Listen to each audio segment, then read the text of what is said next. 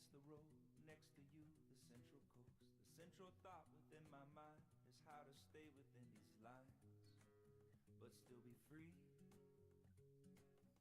Beneath the ground, the giants sleep, and maybe we're just in their dreams. The setting sun with every turn, above the ground the oak trees burn, and they weep for rain, and for this endless conversation, instigated by the stars. A pocket knife, an old guitar, a coffee cup, a deck of cards, corre corre, dashboard feet, the flashlight, children by the stream. A box of books, a book of rocks, one for the birds, one for the knots, that I will learn how to tie around this day to keep my life from sliding away from this endless conversation, instigated by the stars. A little wood to keep it burning, fascinated by it all.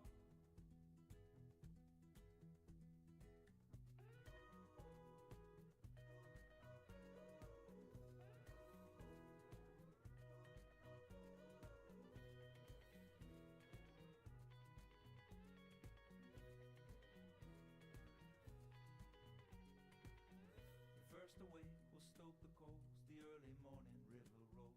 The last one in, the swing will break, stones will stack, the kids will make those lines. Rocks are boxing by the creek, again the lines begin to speak.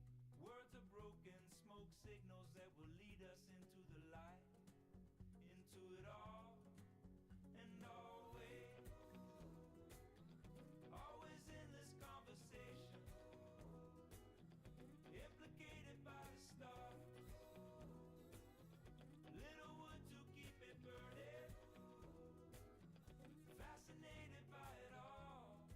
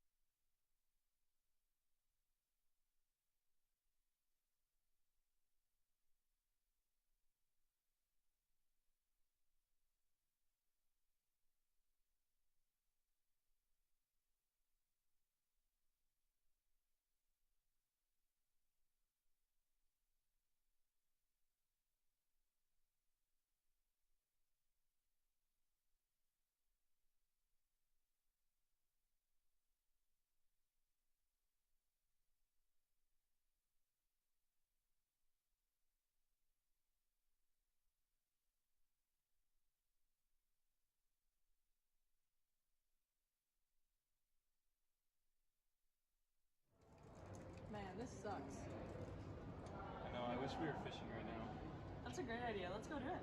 Let's go.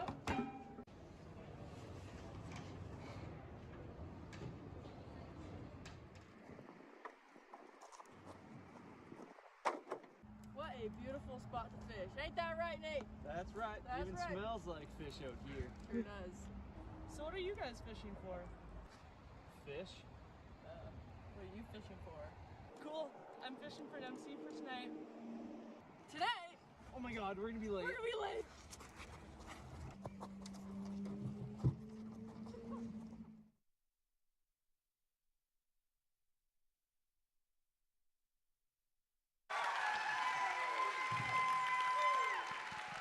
Wow. Good thing we made it here on time. Tell That me. usually doesn't happen. Tell me about it. Well, looks like we made it here right in the nick of time. Anyways, hey everyone. And look at you all looking so spiffy in your Etol attire this evening. Looking very good tonight. They look fabulous, that's the truth. We want to welcome you guys to the 2024 Ecotourism and Outdoor Leadership Film Night. Well, I was gonna ask how everyone's doing, but it sounds like everybody is doing awesome. We're going to do a little test of the energy in here just to make sure that we're really on cue for the rest of the night. So should we test them out, Nate? Yeah, let's test them out. All right. You guys ready?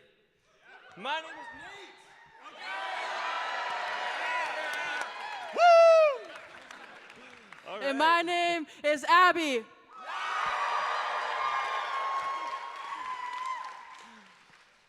Well, I don't know about you, but what I heard was I definitely won that cheering contest.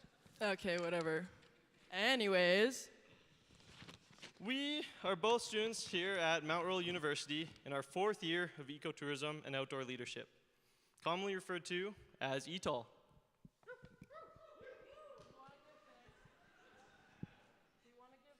we want to give thanks for everybody to come out tonight. This event has been the accumulation of the Etol student body with months of planning and preparation since the start of the semester. And it's an honor to see it finally come into fruition. This beautiful venue has been hosting this event for the past 5 years, and before we get going, some students of our Applied Leadership class have prepared a land acknowledgement to show you this evening. We want to take this time to acknowledge the land with us and honor the Indigenous peoples who cared for this land before us. We want to dedicate this land acknowledgement to honor Murray Sinclair. Murray was a shining light for reconciliation initiatives for the country and also a member of our Senate. He recently passed away on November 4th, and we wanted to dedicate this acknowledgement to him. A profound quote by him reads, "Education got us into this mess, education will get us out of it." I would ask the audience to remember the good work of Murray Sinclair and to honor it with our future actions.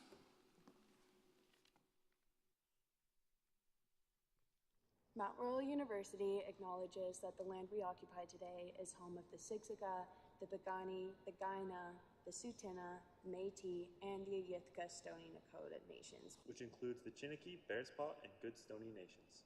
These nations who live on Treaty 7 land once entered into agreements with the Crown and the Canadian government to share the land and build a future together. Sadly, those agreements were broken, and the promises made were not kept. As treaty people, we have the responsibility to honor the agreements and work towards fostering positive relationships. The impact of cultural genocide, forced assimilation, and displacement has been devastating.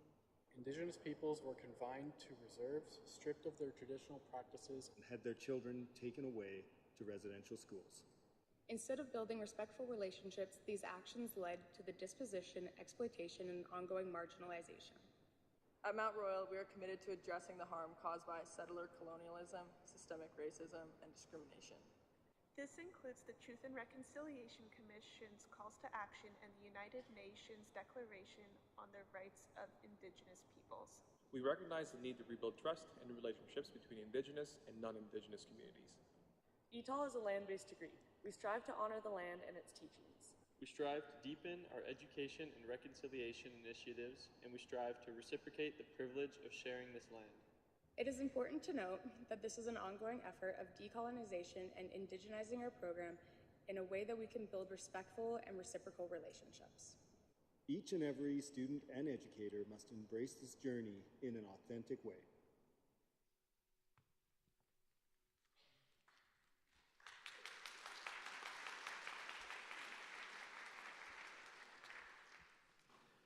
As students at Mount Royal University, it is a core value for us to respect and acknowledge those whose land we occupy. It is a true honor to practice our education here, and we are thankful to host our Etol Film Night upon these lands. But you might be asking, what even is Etol? And seeing how there are a lot of unfamiliar faces, yet very good looking in the crowd, would you care to explain what Etol is, Abby? Why, of course, Nate. Etol is an option for a major as part of the Bachelors of Health and Phys Ed here at Mount Royal. Basically, we get credits for doing things like backpacking, canoeing, rock climbing, backcountry skiing, and a lot of other super fun activities. And if you ask any Etoler out there, we have the best program with by far the best community, which is best experienced together. It truly is. We are so lucky to be able to do stuff like that all the time. And sometimes the adventurous scenery is just too good. Doesn't it just make you want to record it, share it with others, perhaps even make a film out of it? Well, it sure does, Nate. And there's a lot of people in this crowd today who have submitted some really awesome films for us to watch as our little movie night this evening. That is excellent, Abby. But surely film night wasn't always this spectacular. If only we could look back on how far it's come over the years. Anyways, what can all these people in the audience expect from the evening? Well, I can't show you, but I can sure tell you, Nate. It all started back in 2000, which is a whole 24 years ago, and well before, a whole 24 years ago, and before most of our cohort was even born. At least most of them anyway. It was a common practice at the time to get together and show slideshows and videos of the different outdoor endeavors people went on with some lighthearted competition about who had the coolest film. It was quite literally a slideshow in a classroom back in the day, but fast forward years later, and we have this big production that we have sold out this evening to show all the films. To show films from both students and professionals in the outdoor industry. But being a member of the outdoor community is not always the easiest thing to financially manage. Now, is it, Nate? It sure isn't, no. But fear not, for there is a not very well-known scholarship that has us Etolers backs. Can you help me out with this one?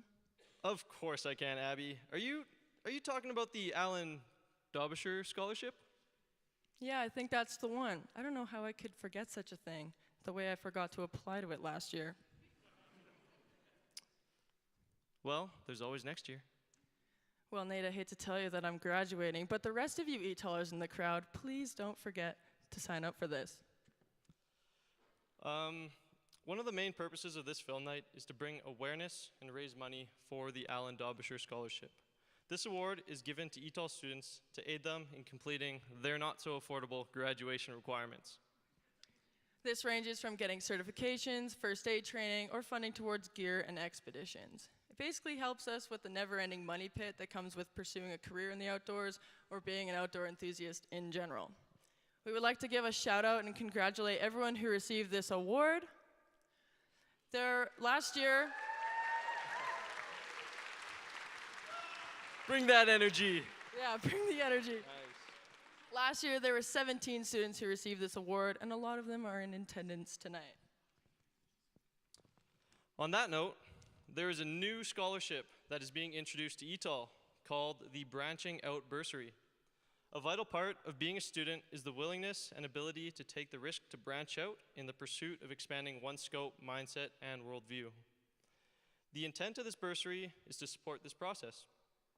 This award is presented by Company of Adventurers, a local adventure company run by last year's Friend of Etol winner and Etol alumni, Bryce Williger, and his wife Cassie, who is also an Etol alumni and taker of a whopping 1 Etol class. You're still one of us, Cassie. The bursary provides 1 to 2 Etolers with up to $1,400 of funding to go towards their second practicum. Specifically, this bursary allows for a student to expand their experiences and explore in a broad placement that is outside of the Calgary area. Now for us to feel that energy again, we are proud to announce the recipient of this year's Branching Out Bursary, To Kaylee Sawyer. Congratulations, Kaylee. All right. Congratulations, Kaylee. If you're out there in the crowd, we'd love to give us a big wave. Yeah! In the back. Awesome. These scholarships aid students in their outdoor pursuits, and they help fund cool courses such as our new fly fishing course that was created by none other than Nate himself during his practicum this year. And the department has created this really amazing fly fishing promo video that we're really pleased to serve as an appetizer for our film night this evening. So please enjoy.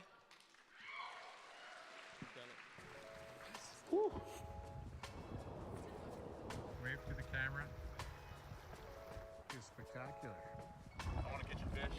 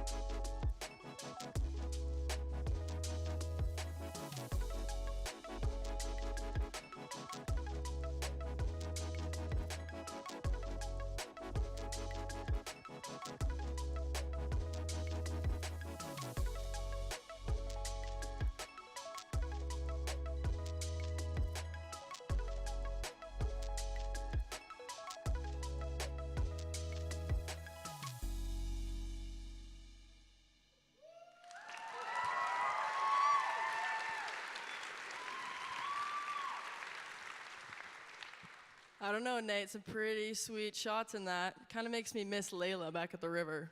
Yeah, I hope she's getting some nibbles. Me too.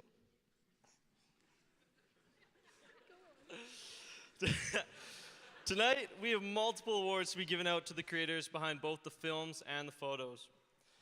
Firstly, the photo competition is an alternate category for our competition. It is designed to be more inclusive for our community, offering those who did not make a film the chance to showcase some of their super creative and eye-catching photos taken along their adventures.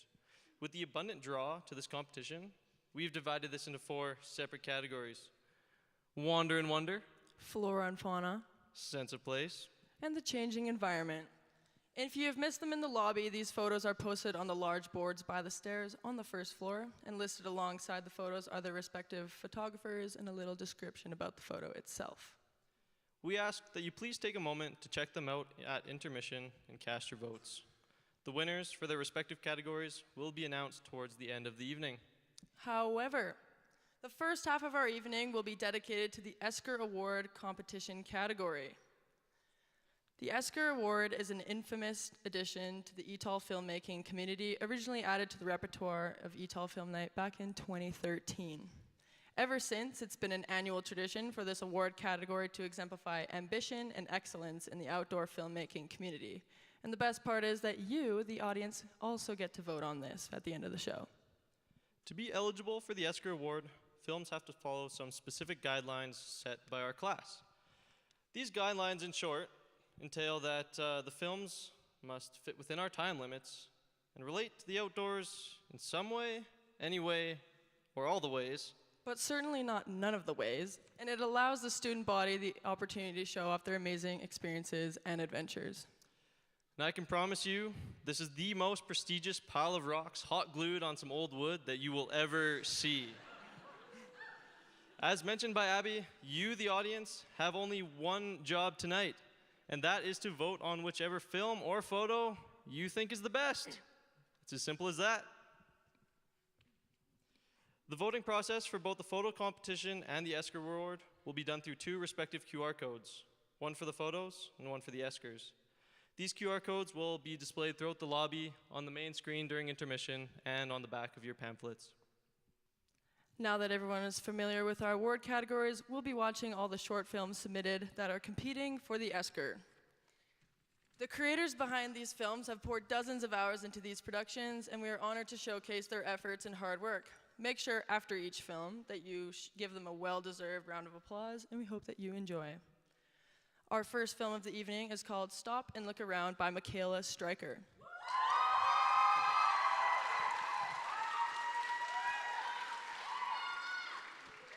Michaela made a movie about not just one event in particular, but a series of events that share a message to stop, look around, and take in life's small and beautiful moments. People can get so caught up in the negative things that they forget how beautiful life can really be. Michaela documented a compilation of little moments from the past 8 to 12 months, from the smallest bug to the tallest mountains, from an introduction to backpacking class to working as a raft guide on the Bow River. Even though her movie is uneventful, as she puts it, she wanted to show how beautiful those split-second moments can really be. She hopes that the message of the film finds and inspires at least one of you. We hope you enjoy Stop and Look Around, presented by Michaela Stryker.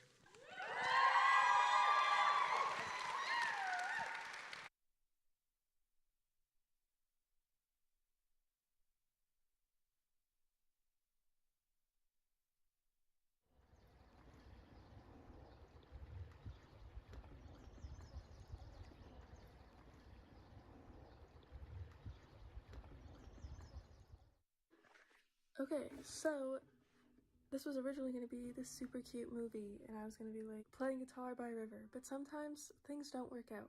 So here I am in my bedroom.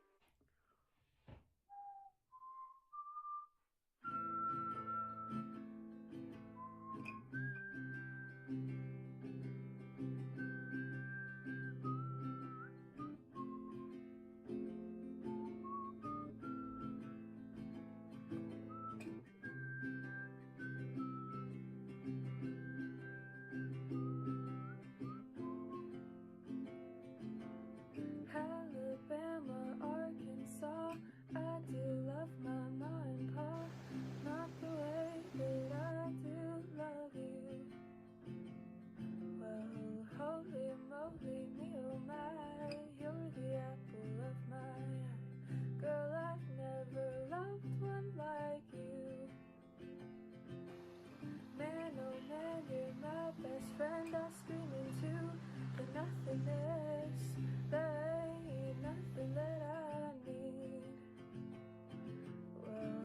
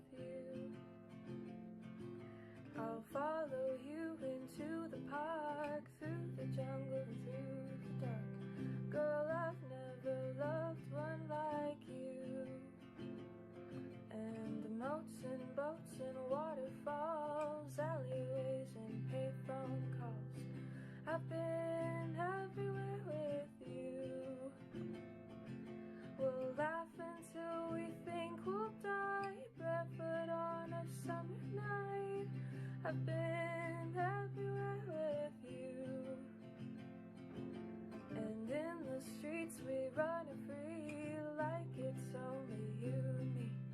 Geez, ain't that something I see? Oh, home, let me come home. Home is wherever I'm with you. Oh, home, let me come home. Home is wherever I'm with you. Home, yes I am home. Home is wherever I'm with you. Oh, home, let me come home. Home is wherever I'm with you. Alabama, Arkansas. I love my mom and pop. Well, molten boats and waterfalls, alleyways and payphone calls.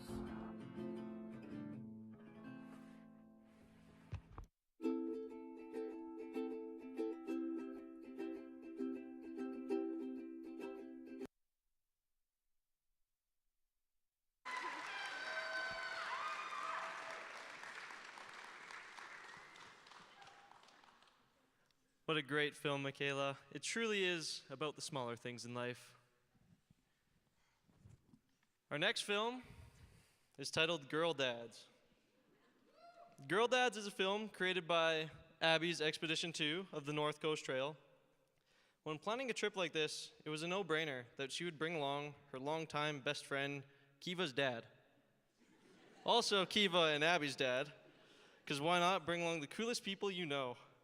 They took a water taxi out of Port Hardy to the trailhead, and over 6 days, they hiked nearly 60 kilometers along an unmaintained trail at the tip of Vancouver Island. This trail put them through the trials and tribulations, but really, there is nothing better than struggling through the wilderness with good company. They compiled footage for this movie from a 2007 digital camera, an iPhone, and a few one-take interviews. We hope you enjoy Girl Dads, presented by Abby Wilkinson.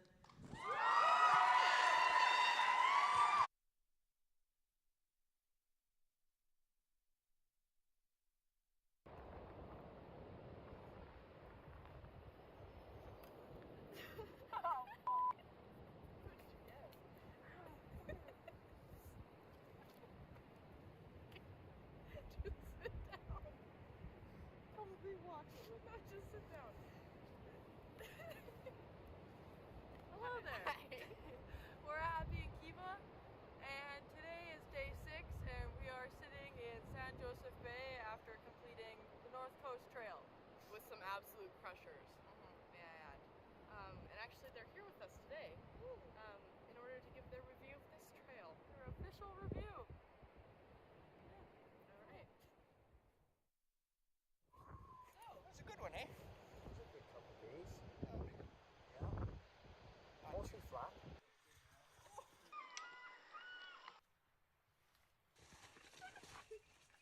Dry. There was that one puddle. Yeah, there was a puddle. We stepped over it.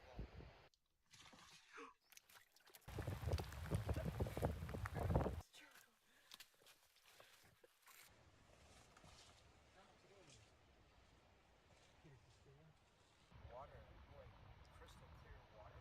Allow me to show you the color of our filtered water. We are collecting water before the creek becomes foam. I haven't seen stuff like that for a long time. Just want to drink it right off the ground. Yeah, I think it might have was. Gross, man. It's like ginger ale. I carried them mostly as a fashion accessory. The result of yesterday's casualty. Guess you could have used them if you wanted, but Boardwalks were awesome. Covered every mud hole. yeah. Couldn't have been more strategically placed. Very well maintained.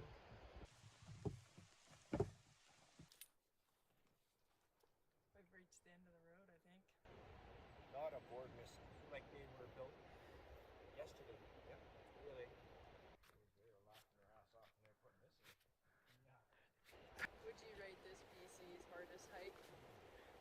BC's hardest hike? Yeah. Oh, it wasn't that bad. It was like walk to the store almost. Yeah, like to the store.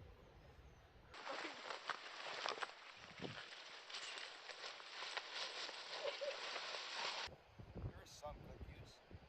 Actually, there were some pretty outstanding views at times. Yeah.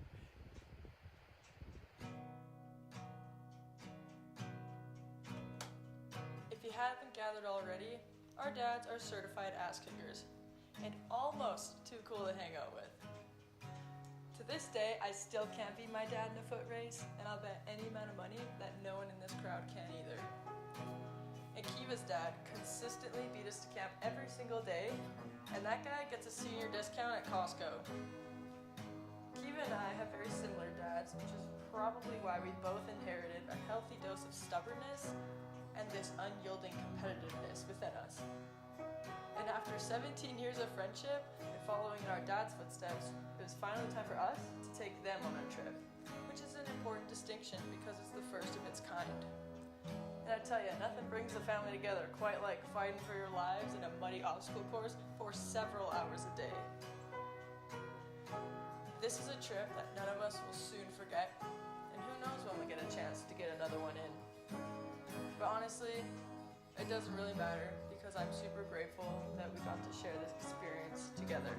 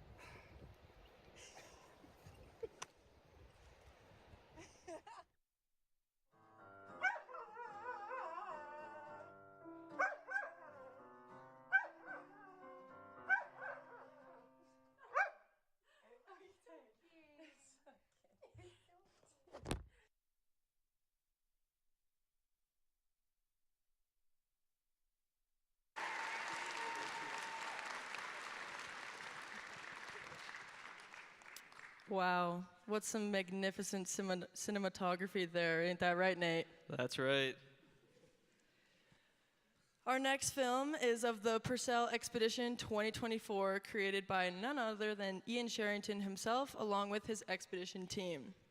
In late August every year, most students are thinking about returning to the classroom, but this film examines the experiences and reflections of Etol students as they interact with the outdoor classroom of the Southern Purcell mountain range of southeast British Columbia. The course took place over 9 days and 80 kilometers of off-trail wilderness backpacking. We hope that you enjoy Purcell Expedition 2024 by Ian Sherrington and the expedition team.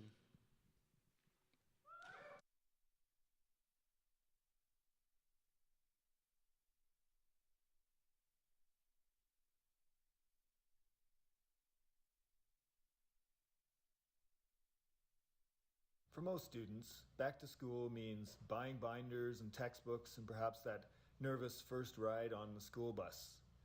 For Etol students, however, this is what it looks like. 2 weeks prior to when most university courses even start, 9 students and 2 instructors embarked on a 9-day wilderness backpacking expedition through the Southern Purcell Mountains of southeastern British Columbia. This type of wilderness immersion is a potent example of the high-impact learning opportunities available to students in the ecotourism and outdoor leadership program at Mount Royal University. These are their stories.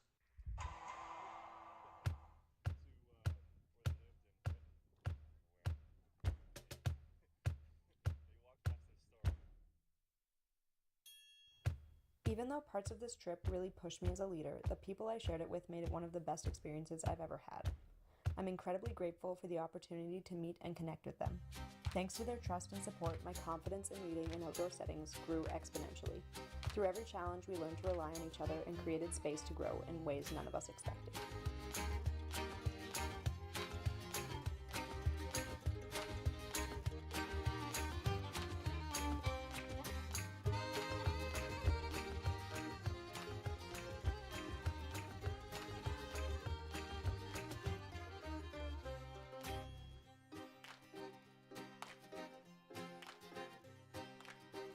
Any thoughts on the leadership you're experiencing at the moment? Probably some of the best leadership I've ever had. This expedition was one of the best trips that I've been on. I got to learn a lot from Ian and Will on how to guide a group. I met a bunch of really cool people, and I got to explore a place that I've never been before. Great success. Backstory about Mr. Kane. He was born in 1883. I think that one of my favorite parts of the trip was getting to see snow in August.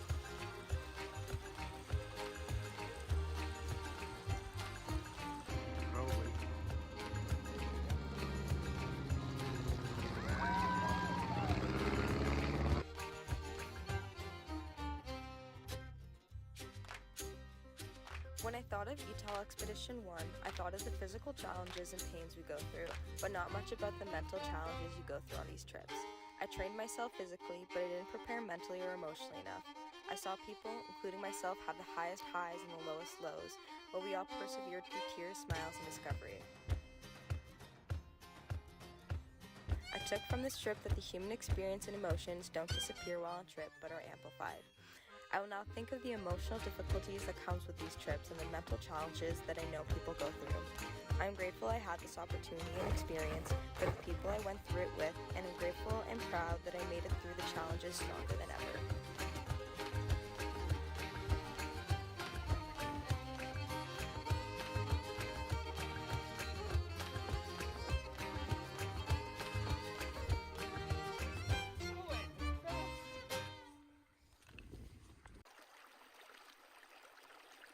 Going into this expedition, I knew it was going to be a bit of a challenge, but being surrounded by such amazing friends made it easy to be positive and have good laughs. Even when times were more difficult, like when we were on top of some of those calls and ridges, and I was shaking in my boots, but knowing everyone else was up there too, and feeling support from others helped work through those thoughts of, I'm gonna die. And it's those types of memories with these kinds of people that will last a lifetime. This, my friends, is outdoor education in progress. Quiz number 5 on the summit. What a place to learn. Favorite thing about this trip? Probably just the people. Everyone here is great. Love them all. Favorite moment? I think when I was leading up the call and I came up and it was so pretty. And all the people made this trip 10 out of 10. So Will, what do you think of Etol? Oh, I think it's I think it's great. It's definitely a lot more exciting than just watching some slides in a cold classroom. You know, this is a bit of a cold classroom, but it's a lot nicer view.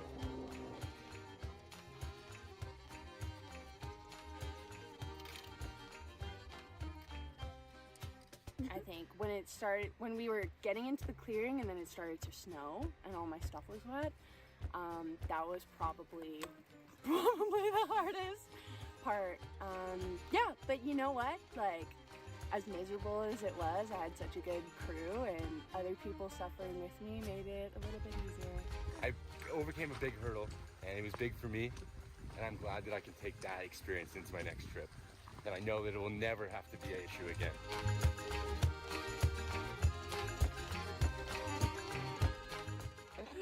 Yeah, we stayed warm, cuddled. It was a great time. We said we love each other after the trip, so overall it was a great time.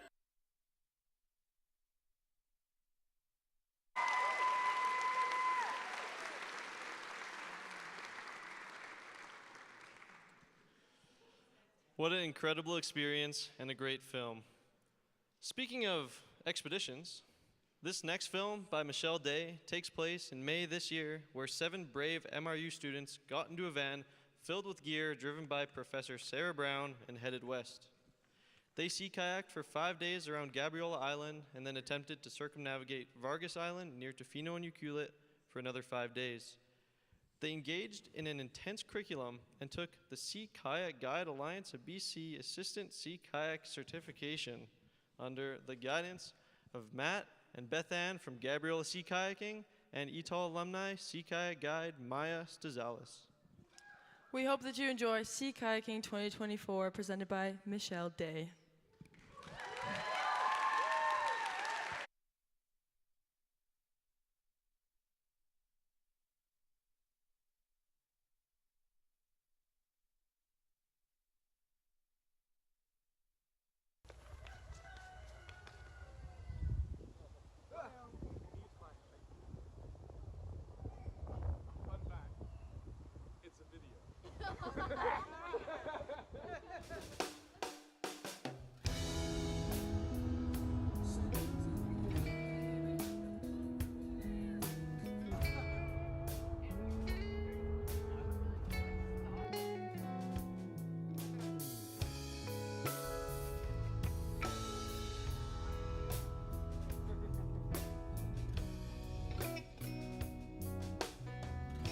I love my friend, to write these words to you.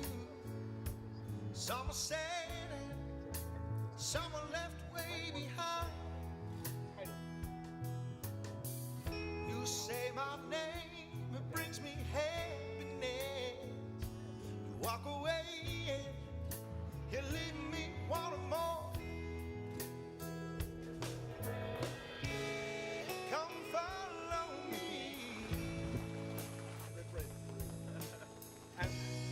Don't say goodbye. Come talk to me.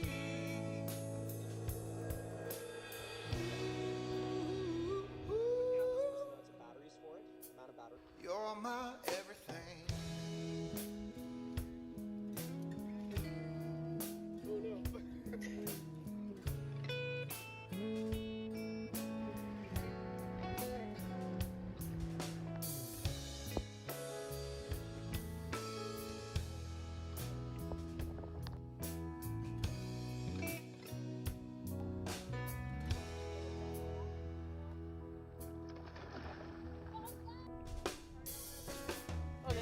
The clouds are gone and the world rejoices. You come down and lift me up on my weeping knees. You say my name, it brings me happiness. You wash away like a towel to wash away the sand. Come follow me. Don't say goodbye. Come talk to me.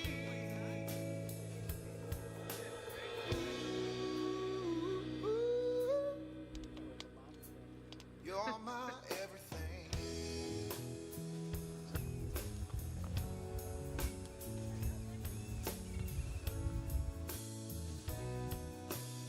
I'm just so happy.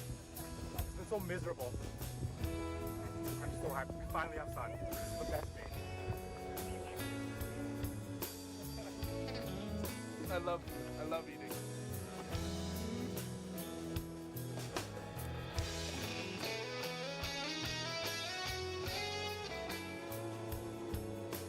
Michelle, what are we doing here?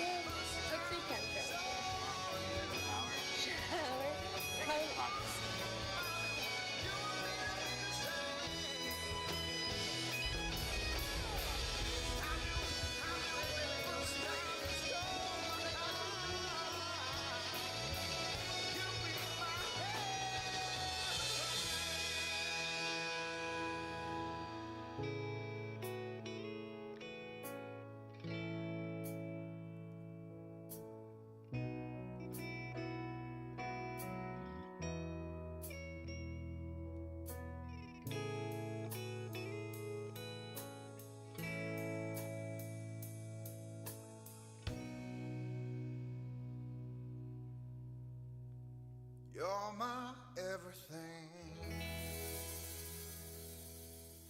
Okay, yeah, well, first of all, thanks everyone for coming to watch the Etol Film Fest and for supporting student films. And I just wanted to close with a quick message for the folks that joined me on this particular sea kayak expedition. So just a few words to each of them. First of all, Atish and Georgia, thanks for having the courage to join an Etol expedition, despite the fact that you're not Etol students.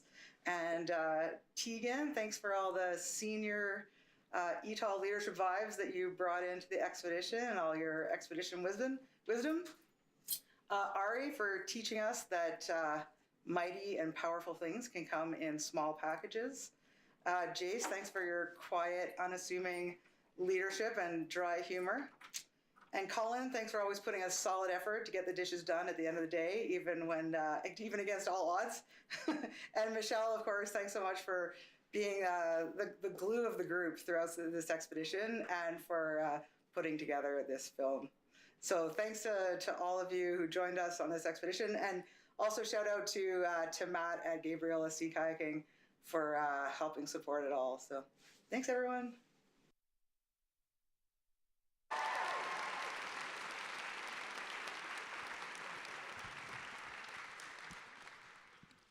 Wow, what stellar cinematography. That looked like an incredible experience. Abby, we had a very similar experience last summer. We sure did, Nate. And I don't know about you, but what I loved about that trip, what you might have missed in that video, was the 24 hours spent driving in the van with my professor. Shout out to you, Joe Pavelka. Up next, we have Trailmates by Sydney Daniels. This film captures a summer spent exploring the West Coast Trail, Kananaskis, and the heights of the Rockies. Each step through these landscapes tells a story, but the real heart of the journey lies with the people who shared it with him. Together, they walked through ancient rainforests, navigated rocky coastlines, and summited alpine trails, experiencing every awe-inspiring view, moment of challenge, and hard-earned victory as a collective. Nights by the campfire became more than just a place to rest. They became a gathering space for stories, laughter, and the kind of camaraderie you only find on the trail. With every footstep, his trailmates brought their unique energy, humor, resilience, turning kilometers into memories. This film is his way of saying thank you for their support, kindness, and adventure spirit. It's a tribute to both the landscapes they traveled through and an incredible people who made the journey unforgettable, because in the end, the beauty of the trail isn't always in the destination, it's in the company you keep along the way. What a mouthful. Looks like someone didn't follow the word count. We hope you enjoy Trailmates, presented by Sydney Daniels.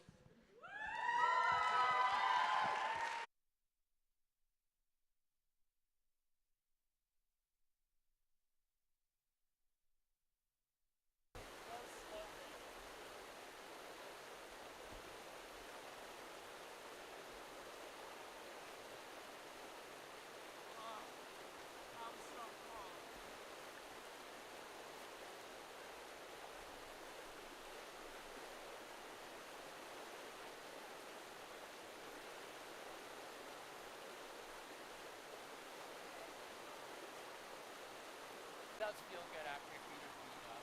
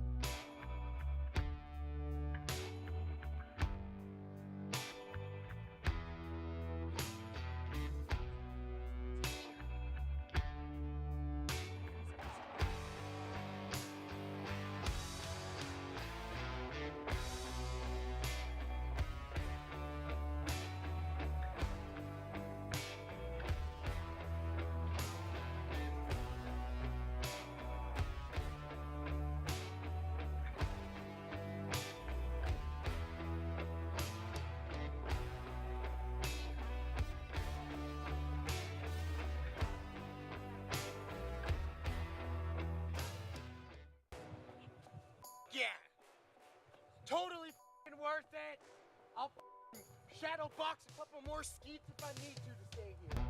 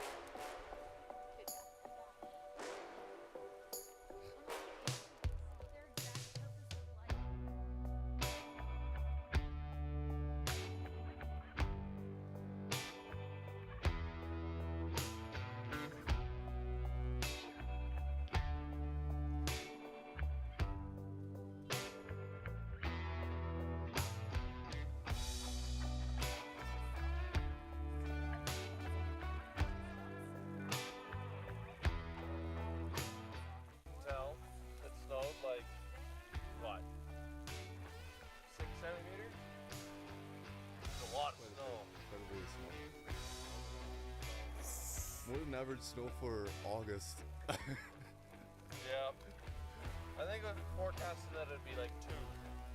If that. It was swapping around a lot. It said it was Yeah, it was like, oh, it'll be fine. No, it won't be fine. Oh, it'll be fine. It's not fine. It's not fine. It's not. This is not okay. This is unacceptable. This is unacceptable. Like so. Like.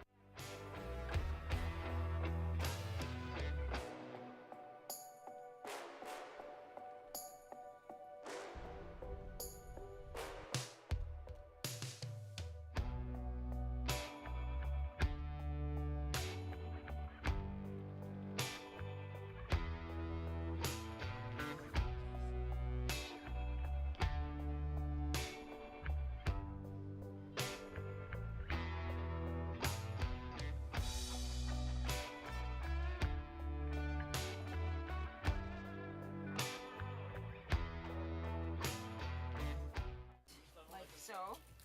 Push the leg out. Yep. Push down and through. Beautiful. Everyone. Down and through. And then what we do is we take this, and this is your pick right here. Okay. Yep, and you can dig out all your meat. That's I smart. like to just pinch here so it cracks. Pinch and it cracks again. And then I just twist. Beautiful. And then you can And use the then fork. Don't even use my fork. The natural, There you the go. natural fork. Yep, there you go.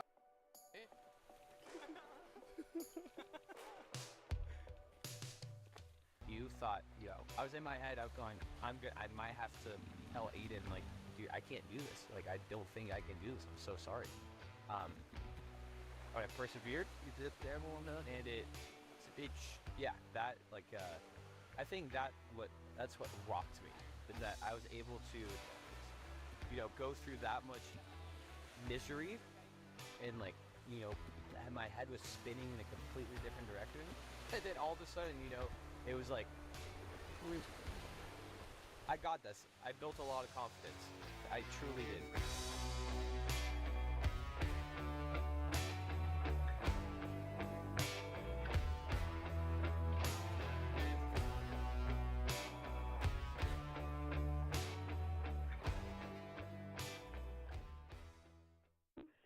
Happy birthday, dear Sydney.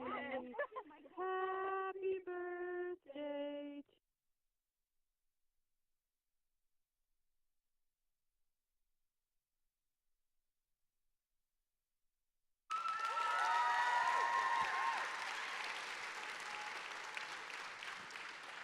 Great job, Sid. Wonderful cinematography. Lastly, for our Esker category is the film by Thomas Garczynski called Fun with Friends. Throughout the summer, their main goal was to push themselves in the alpine, Alpine climbing is often considered one of the most dangerous forms of climbing, but it's also the most beautiful and rewarding. The East Ridge of Mount Temple is a route that would combine all the skills they had been refining throughout the summer and test them on a grand ascent. Throughout this journey, they discovered the importance of friendship within this high-stakes environment. We hope you enjoy Fun with Friends, presented by Thomas Garczynski.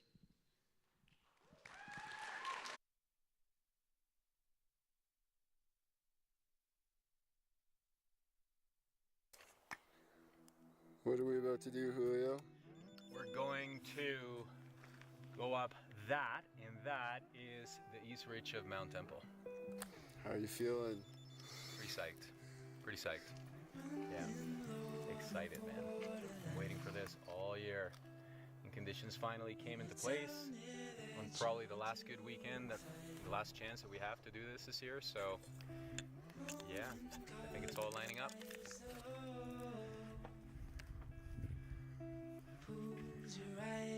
Nice.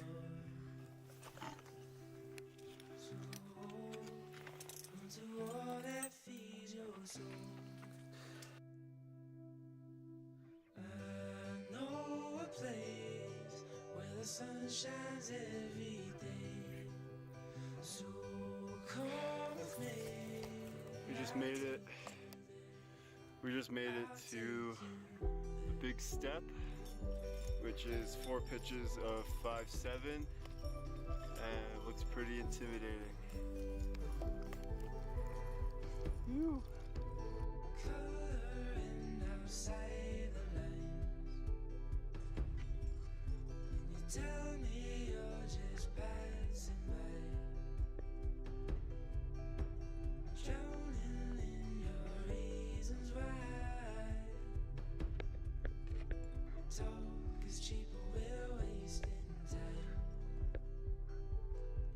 So to all that feeds your soul. Yeah. Where the sun shines every day. So come with me, I'll take you. I'll take you. So, I just climbed the first pitch of the big step, and we were losing light pretty quick. So I kind of got lowered down, and we're gonna bivvy at the base of the big step, and then do it early in the morning. So this is our bivvy. Leo's just setting up. We're making a little camp. Mikey's making a spot for himself, and this is our view. This might be one of the most beautiful views I've ever slept. Just woke up from our bivvy and actually had an amazing night, except for getting attacked by pikas very briefly. But we're about to climb the big step. We already have the first pitch put up, so we're gonna cruise through this. And then all we got left is the Black Towers and the Glacier Traverse. And then we're at the summit. It's so incredibly beautiful. Look at this. Look at this. It's a bit of exposure right behind me. I'm on. You got it, Mikey.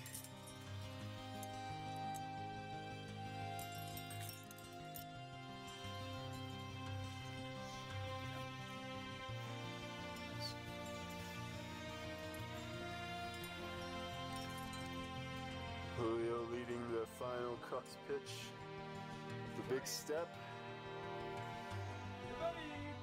And Mikey.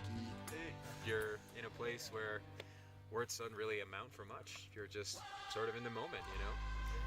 Just feeling all sorts of positive emotions, gratitude, and just totally alive, you know? Like, you're out here, man, with no distractions, no people, just pretty simple, you know?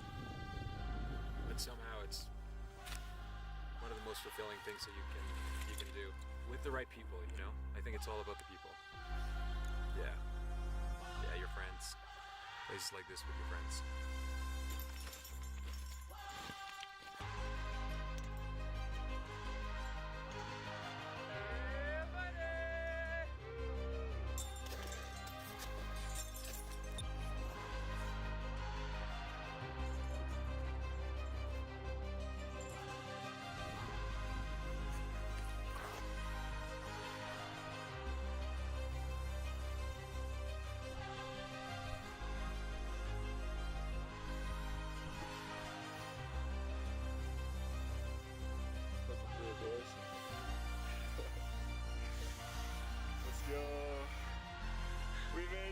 summit of Mount Temple. We still got a few. Summit's right here, baby. Hold hands. Ready? Yeah. Do this, boys. 3, 2, 1.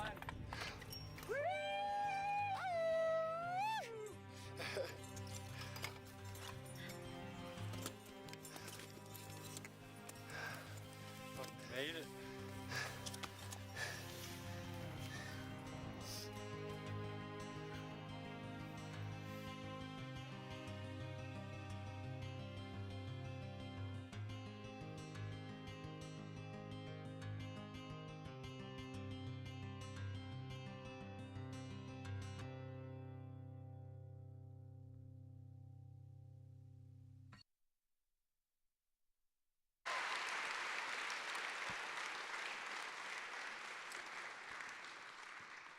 That was pretty awesome. What a thrilling film. Nothing like dude bros on mountaintops. And that concludes our Esker film section of the night. Let's hear it one more time for all those awesome Esker films.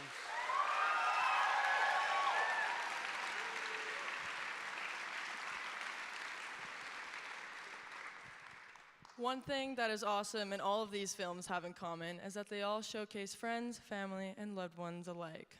In essence, this is the core message we want to express this evening.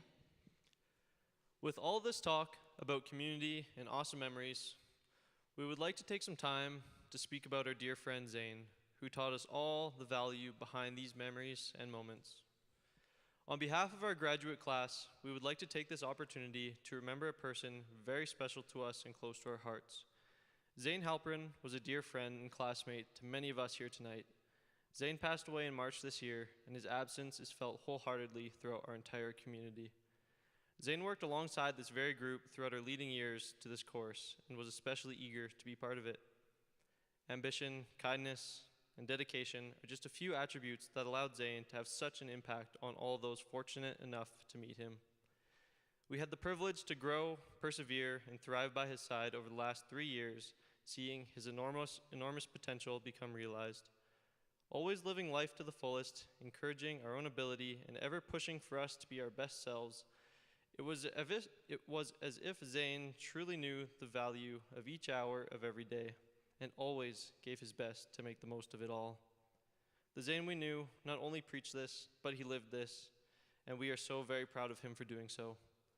We are amazed by how Zane knew exactly who he was, what made him happy, and quite possibly that he'd already found his fulfillment. We are so grateful to have shared memories and experiences with him, and now we cherish them forever. He has made us better people by simply being himself, and our time with him was truly a gift. Our class saw fit to include Zane as a member of this class list for this year, as we have felt that he deserves to be here. I now ask that in honor of Zane, as we transition into our intermission, to take a moment to yourself and think of an awesome memory you have of a moment in the outdoors that was truly spectacular and spent with loved ones. Thank you. We will now take a 25-minute intermission. After the break, you can look forward to some great feature films, some more witty banter, and the announcing of our awards at the end of the night. So get your votes in for the best Esker film by scanning the QR codes that will be both on the screen, and you can find them in your programs. Also, make sure to get your photo contest votes in as well. A reminder about the 50/50 tickets and to check out both the silent auction and all of the booths that are set up in the lobby. Please note that the ticket raffle will be closed after the break, so this is your last call to get those raffle tickets in. Well, Abby, that was enough inside time for me today. What do you say we head back through the river? Let's go check on Layla. See if she's got a bite yet.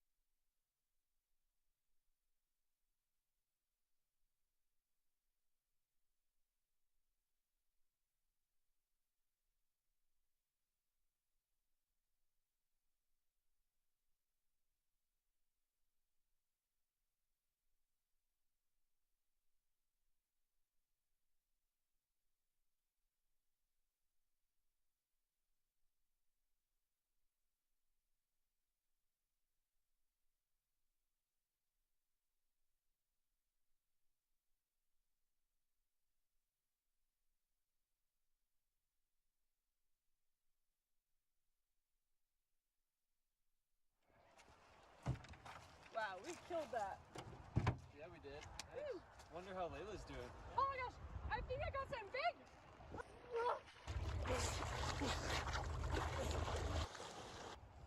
Nice catch, Layla. Reel him in. You guys are up next. Jake. Oh, you guys are right. Come on, Jake, put your clothes on. Let's go. What did she say? Check the time, fish boy. It's Etol! It's Etol o'clock! Oh no!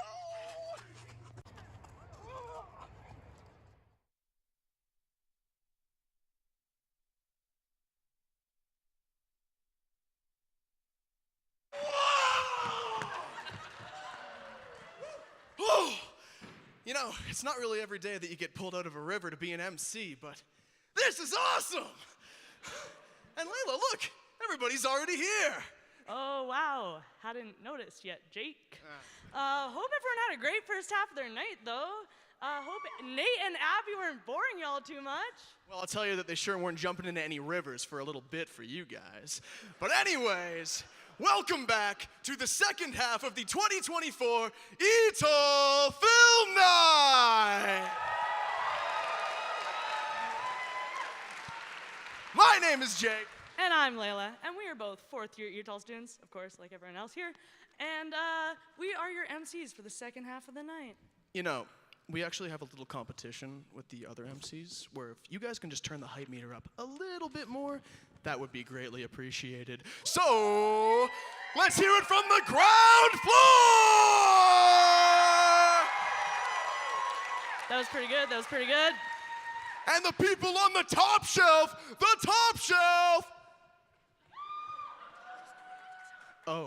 Oh yeah, we didn't open the top shelf. Oh, okay. But we got more feature films? Oh, feature films, yeah. Oh, the Friend of Etol Award. The Friend of Etol Award! That's right, Jake. We've got a packed second half of our night. We've got a showcase of a ton of feature films in our category. And following that, we'll be wrapping up the night with announcing the winners of the photo contest and the Esker Award. And speaking of which, the voting for both the Esker Award and the photo competition is now closed. And wouldn't you believe it that we are counting the millions of votes that have come in, and we will get those results to you as soon as physically possible. Additionally, the ticket raffle is now closed, with the winners being announced at the end of the night. And the silent auction and 50-50 will remain open until 10 tonight. So if you want to squeeze in any last-minute bids or ticket purchases, that would be your chance to do so. Well, you know, Layla, we couldn't have even managed to get this whole event together, let alone any of this, without all of the awesome friends that we have in this community. Come to think of it, we have absolutely tons of them. That's very true, Jake. Of course we do. Friendship is arguably what Etol is built off of. And you know, a little birdie just told me that we actually have an award for this. It's actually very special, and I think that you guys might actually know it too. The Friend of Etol Award! To explain and present this award, we would like to welcome to the stage Ian Sherrington and Sierra Vongrad. Ian is our professor for this class and is a huge part of the Etol community. Sierra is an artist that, with the donation from the Calgary Canoe Club, took a simple wooden paddle and created a true work of art. Thanks.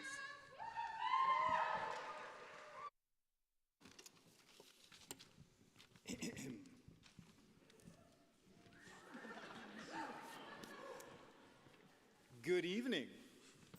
I'm a bit taller than the rest of them here. There we go. Good evening. Having fun? Nice. Okay. Friend of Etol Award. So I get to come up here every single year. I tried to pawn it off this year, I have to admit, but here I am again. So get to put up with us again. So since the year 2000, the Etol program has provided a functional springboard for students as they prepare to launch into the outdoor sector, tourism, and so many other leadership-related fields in our society. How have we remained relevant, you might ask? Well, among other things, by leaning on a host of amazing folk from our external community who provide their expertise, energy, and mentorship to faculty and students. The Friend of Etol Award is given out at Film Night to recognize the contributions of these wonderful people. Those choosing to receive this honor receive this amazing paddle that you see behind me, and you can see Sierra holding to my right, to your left. And so, our 2024 Friend of Etol recipient is Bridget Mahaffey.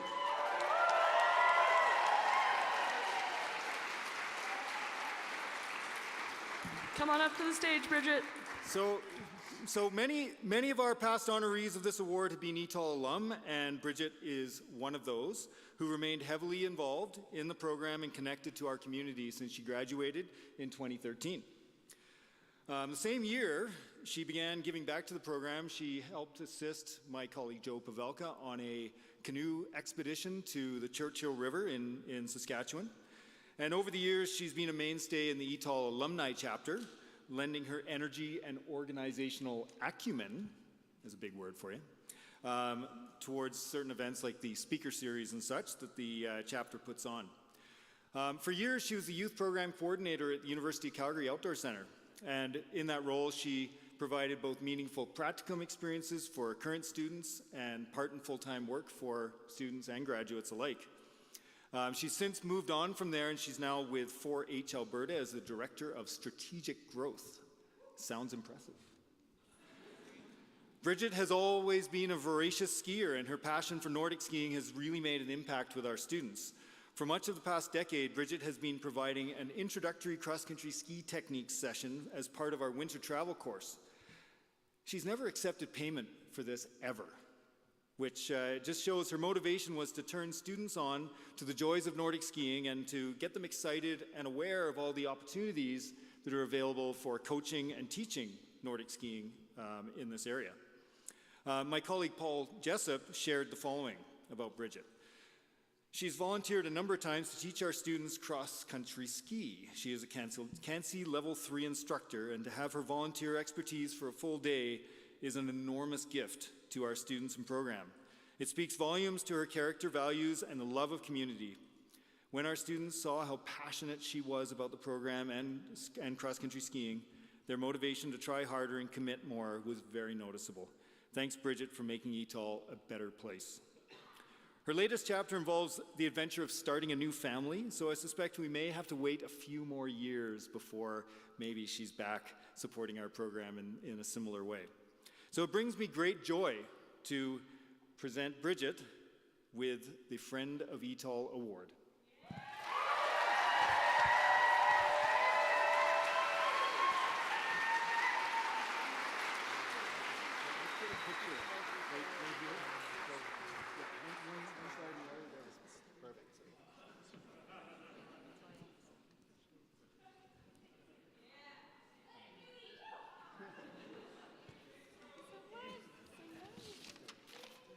Congratulations, Bridget! Woo! Let's hear it one more time. Now, continuing with our night, we are going to be moving into our feature film category. Ooh. Feature films are submitted into a non-competitive category with no strict criteria or associated award. These films are meant to focus upon specific areas of the outdoors in greater detail. Your job as the audience for this second half of the evening is to simply sit back, relax, and enjoy these 5 amazing feature films that we have in store for you this evening. And you know, Layla, Etol really is a crazy place to have a absolutely long history of building communities like really no other degree. Wouldn't you agree? Yeah, totally. I love how old and new Etolers alike all share in their effort to support it. But our alumni are especially an important part to giving back to this community. This is why our class asked a few alumni to tell us about their experience in Etol and what they are doing now. This year, we had the privilege to interview Logan Jones, Bridget McAfee, and Joss Gingrich Hadley, and we are proud to present our 2024 alumni film made by Nell Burton and Colin Ramchuk.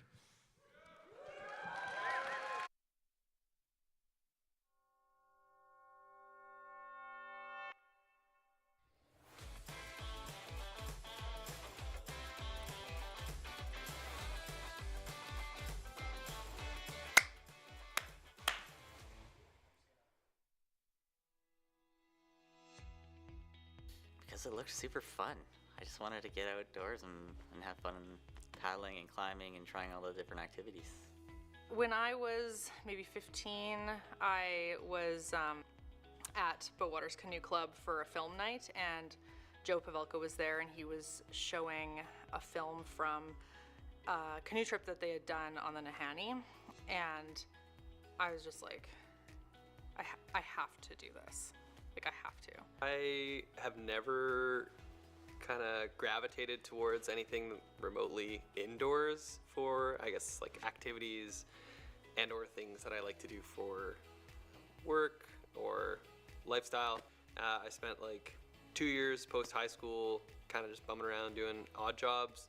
I worked at Sunshine for one winter, and I was like, yeah, I don't ever want to have to like be in an office. So my mom was pressuring me at the time to go to school, get an education, and she found the Etol program through one of my brother's friends. And that's kind of how the story goes. I personally think that the Etol program shaped me in a way that made me believe a lot more in community and having one. Every year, my group at least we would plan and do something together, and even your first year coming into the program, you do the ignitions trip. We did like an ignitions trip 2.0 and 3.0, and I think that's how Etol kind of shaped that. Like, it's a good core group of people. It's a small program, but like big enough that you can have a couple friends. Had a community of not like-minded people, but we had different opinions, often quite strong, but we were open to having conversations with each other, and we learned from those and grew together. Instant friends, instant community. We had a Stitch and Bitch club.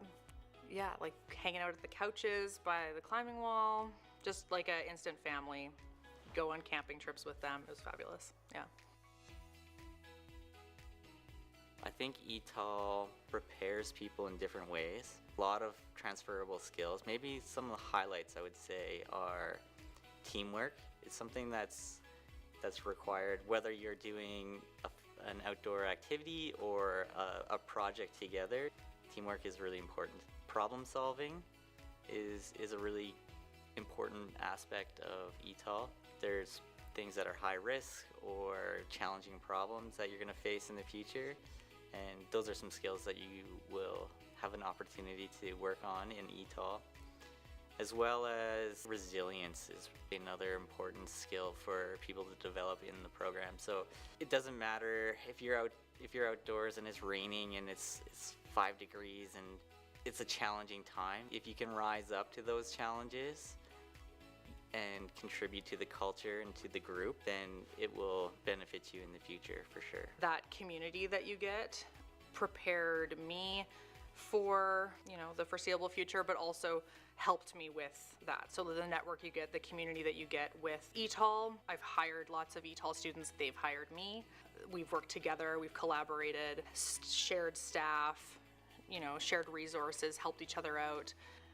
And then I would just say the amount of random stuff you have to do for Etol. So all the different skill courses that you take, just a ton of different skills that you can bring to anything. I would say creating trips and going on them and executing those plans, like even just those skills, I think is what I took away the most.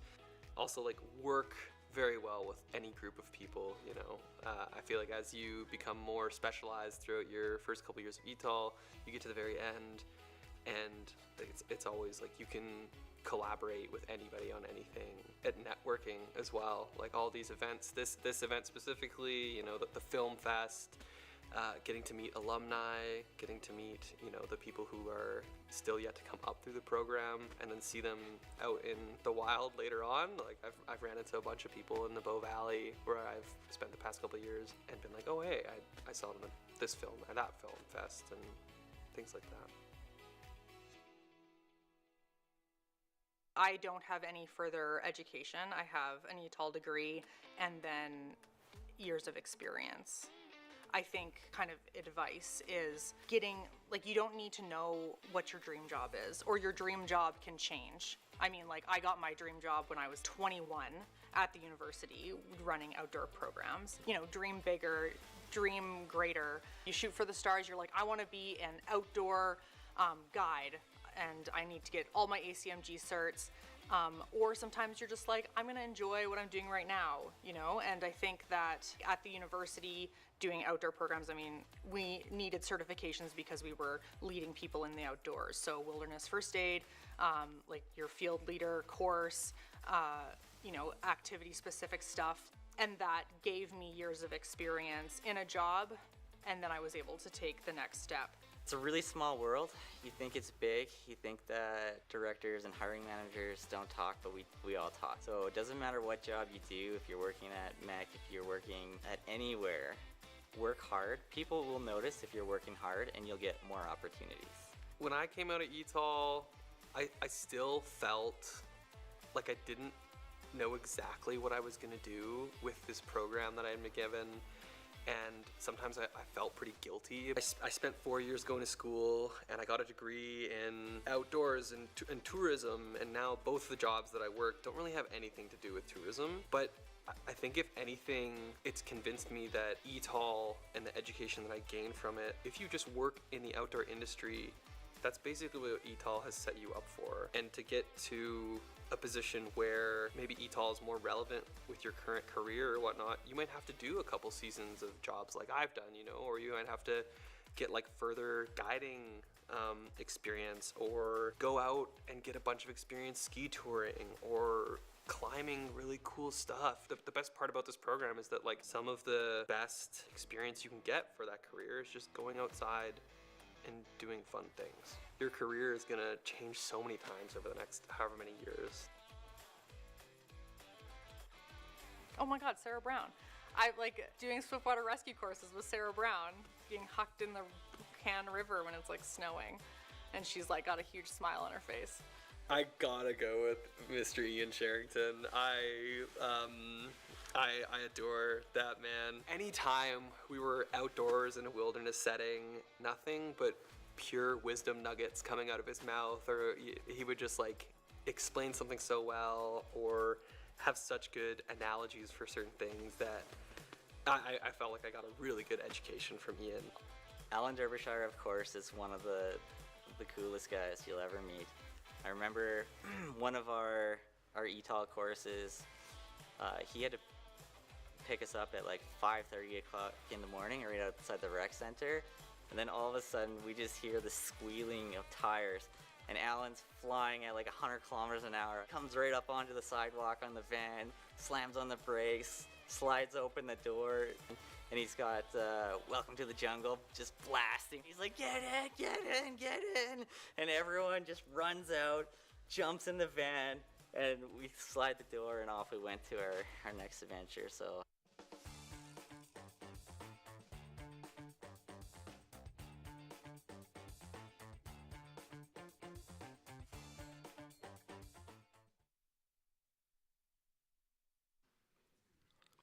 Well, I think that just about sums it up for you, folks. Etol rocks. So there are jobs for us Etolers out there. After all our parents can rest easy now.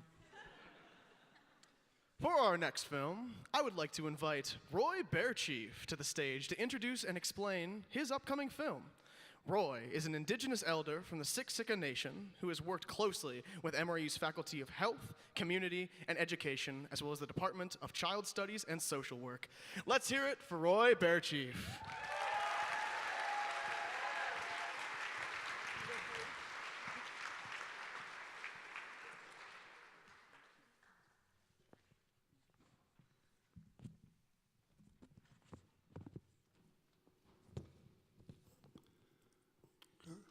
Okay. What I just said was hello, glad to see all of you.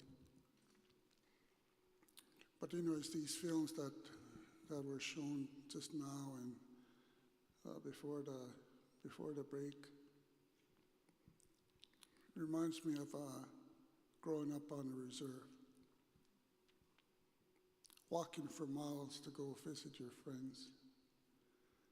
And when you're going through the prayers, you come across these puffballs. Kind of kick them. My friend knows that.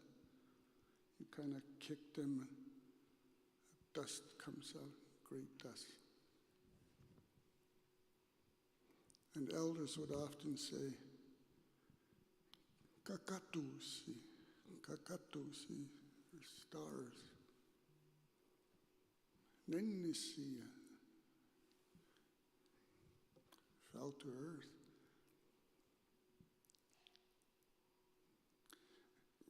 And now, at the age of 76, I can't remember the last time I did that. But you know what, let me quickly change gears.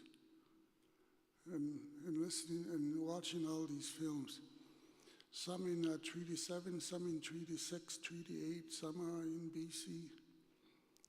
But you know what, one of the things maybe in Treaty 7 is before you venture out into whatever it is, go kayaking, mountain climbing, whatever it is,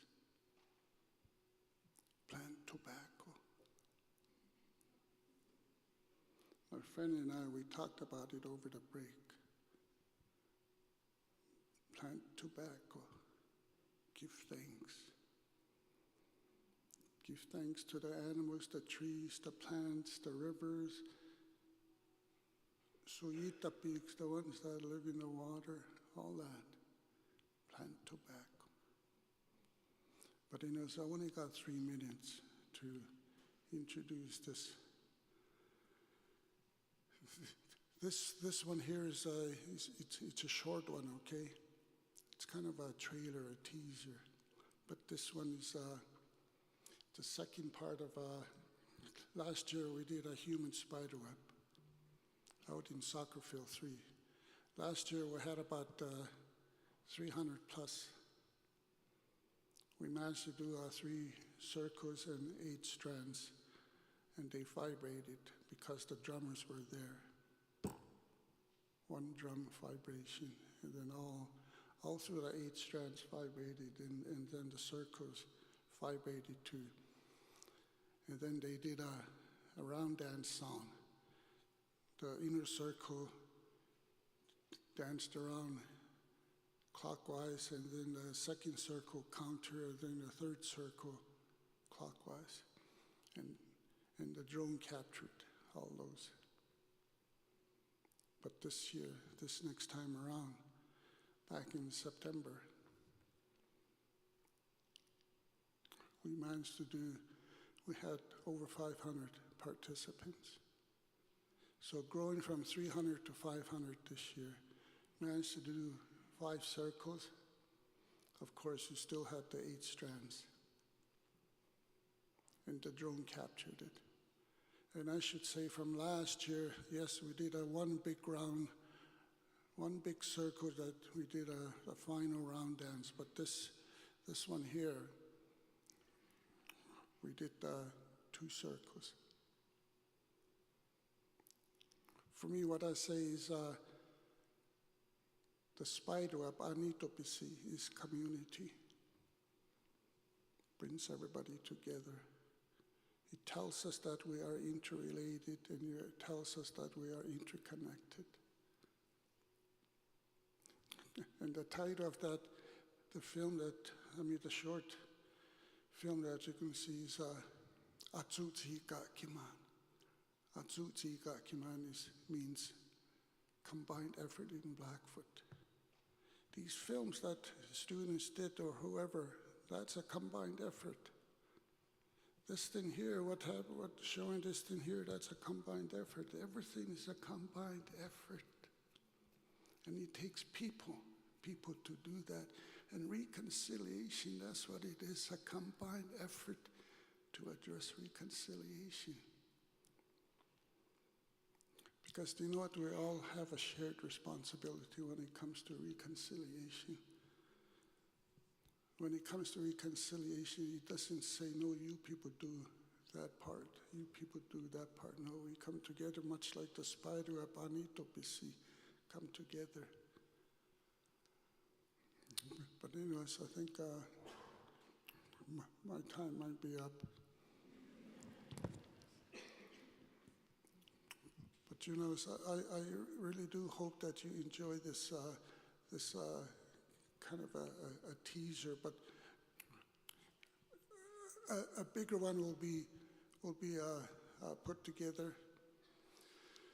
I didn't want Ian Borg and his crew to come up with something just to show for the sake of showing it. I wanted something that will capture everything. So I hope you enjoyed it. It's a little teaser, but there's a big one coming. There's a big spider web coming. You know what that spider web, last time I said was, Mount Royal University holds the mother spider web. And you know what, tomorrow morning at Griffith Wood School, we're going to be doing one with those students. And what I'm hearing is there's going to be about 1,000 students doing the human spider web tomorrow. And that's going to be the daughter, the child of the mother web. And it's going out there all over the place. And that's the beauty of the spider web. I need to see the story. It's just a simple creation story about vibrations. Right tonight, what I see is good vibrations, just like Beach Boys song, right? So thank you. Thank you so much.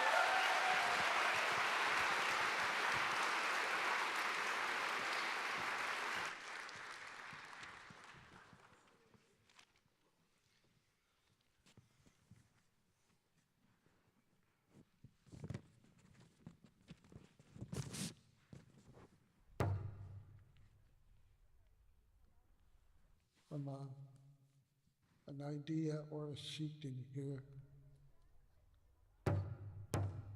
that manifested into creating that human spider web.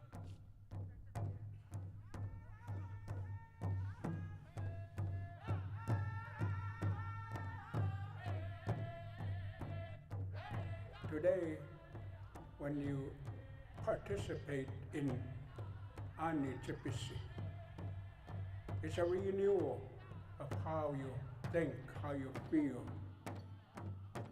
Man was told to pattern his life after the web so that they can stay close together and help each other whenever there is a problem anywhere on the web. We had a goal of incorporating so many more people and making it bigger, and that was definitely something we're like, oh, this has never been done with this many people. Like, what will this look like? There was a lot of vibrations, a lot of behind the scenes struggles, like issues, lots and lots of rehearsals. What if we only get 100 people? What if they only get 80 people? All this hard work that we have put in, I really want to do those movements, and I want to be the one that does them. Like everybody joining together to create something so awesome.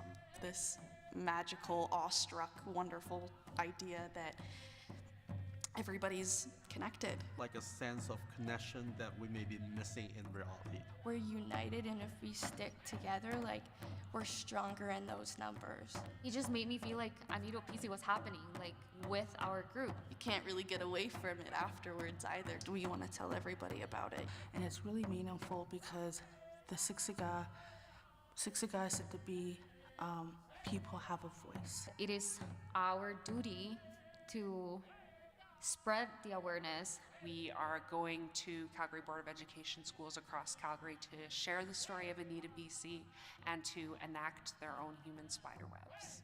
So we need to make sure help people when they have bad vibrations and celebrate with them when they have good ones.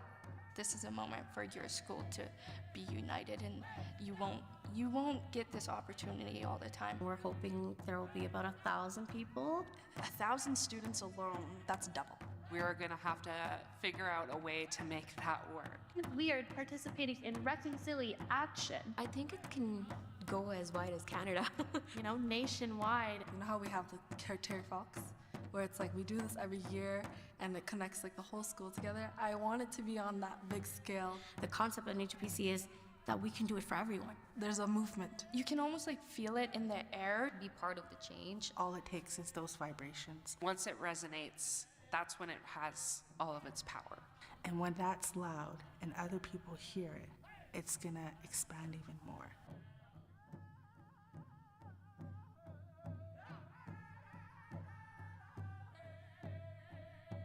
Sukapi, Brian.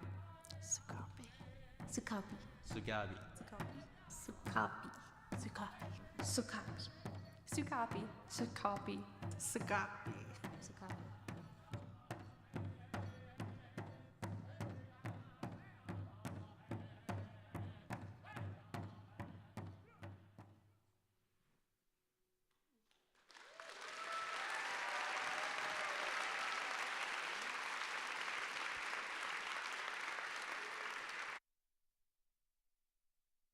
Thank you, Roy Bear Chief. What an incredible film. Sukapi. Personally, I can't wait to see the whole thing, which should be releasing shortly. The next film is an artistic take on indigenous tourism through the eyes of two indigenous tourism operators. To give you a better sense of what this film is really about, I think it is best explained by one of the tour operators themselves. Joe Uri from the Jasper Tour Company wrote this story. Please enjoy our next feature film, Embrace the Buffalo, presented by Joe Uri.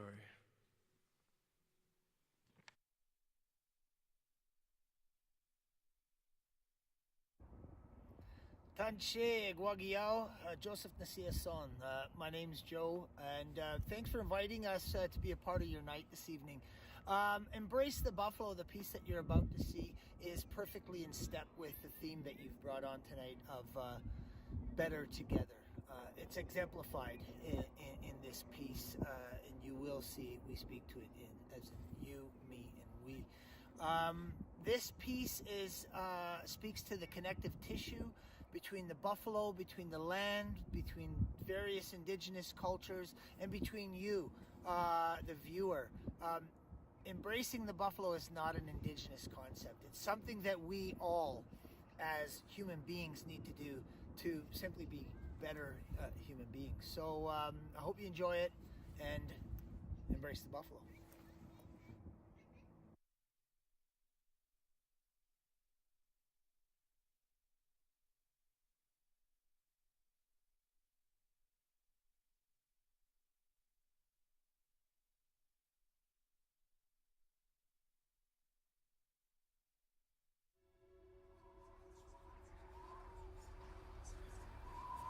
I dream of buffalo.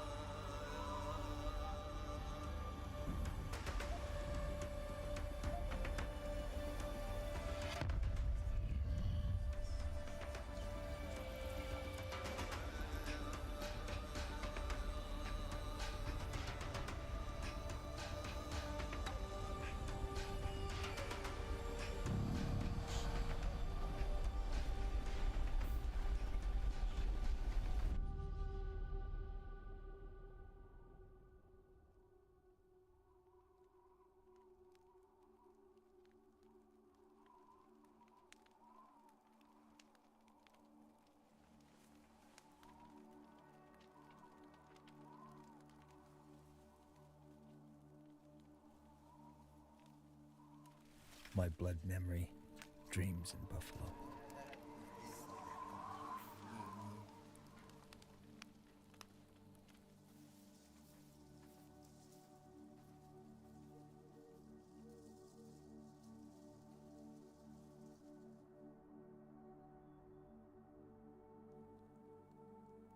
Noch doch kanoch quick ich bin nan ini.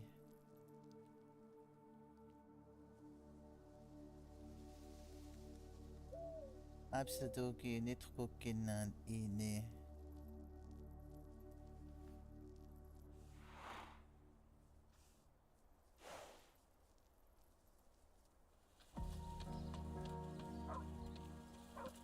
Udayis tapos ini.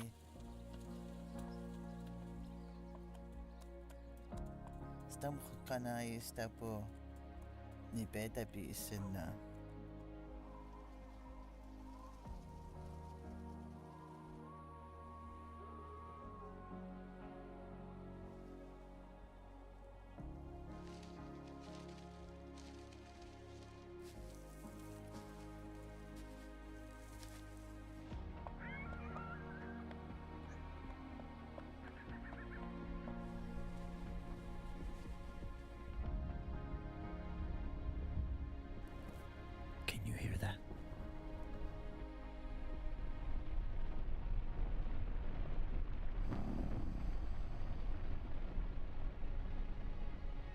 They're coming.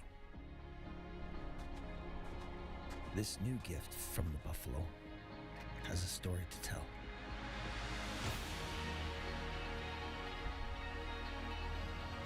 Panete dabi, ich paneskunuia, ini uskutippi. Who we were, who we are, and who we are all meant to be. Gusto. Gusto. Gusto.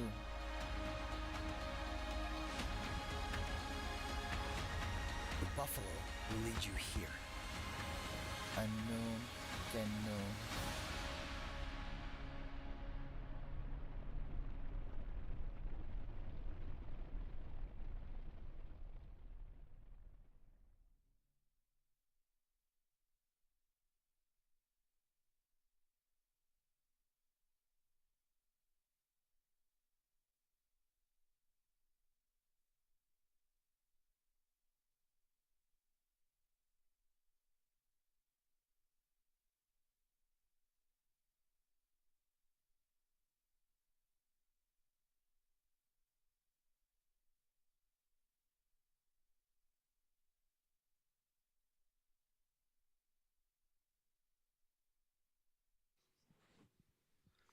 Wow, truly a message behind that. Personally, I'm a huge fan of that absolutely poetic amount of cinematography. Wouldn't you agree, Layla? That's very true. I loved that film. That was actually my first time watching it, if I'm being completely honest. It was amazing. Now, moving along to our next film, we're going to wind the clocks back to just earlier this year of May 2024, where a group of 4 adventurers embarked on and completed a 6-month-long ski of almost 600 kilometers. 600 kilometers? Oh my gosh. Across the desolate ice sheet of central Greenland. One of said intrepid souls happens to be amongst our company today, who just happens to be one of our professors. We're looking at you, Ian Sherrington.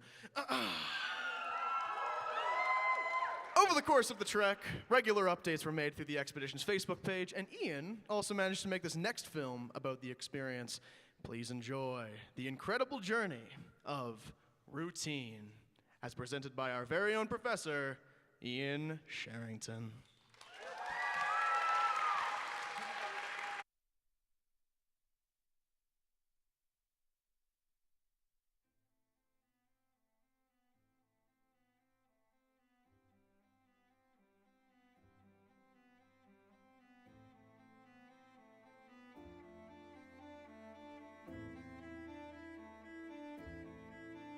Routine. We all have it. You might loathe it, love it, or ignore it, but it forms a huge part of our daily lives. Although routine gives us important structure, it can also lead to feelings of boredom, malaise, and thoughts of the mundane. People seek to break from this routine in many ways. We chose to do it by skiing across the largest island in the world, Greenland. In 1888, Norwegian adventurer and cultural icon Fridtjof Nansen and 5 companions became the first to successfully cross the island of Greenland and the second largest ice sheet in the world. Over 130 years later, our team of 4 arrived in Western Greenland to attempt this ambitious undertaking.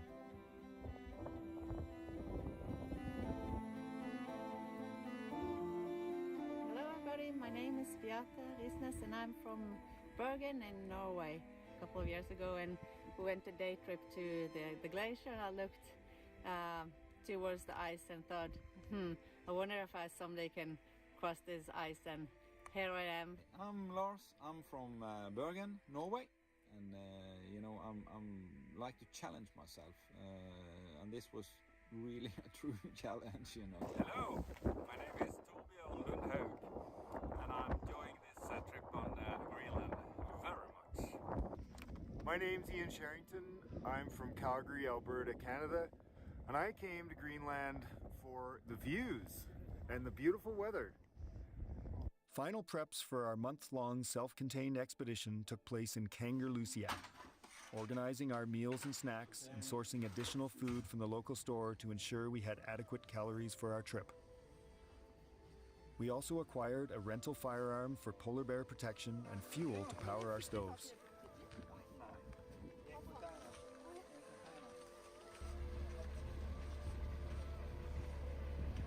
The overland transport from Kangerlusiak to the glacier took about 2 hours on a rough dirt road.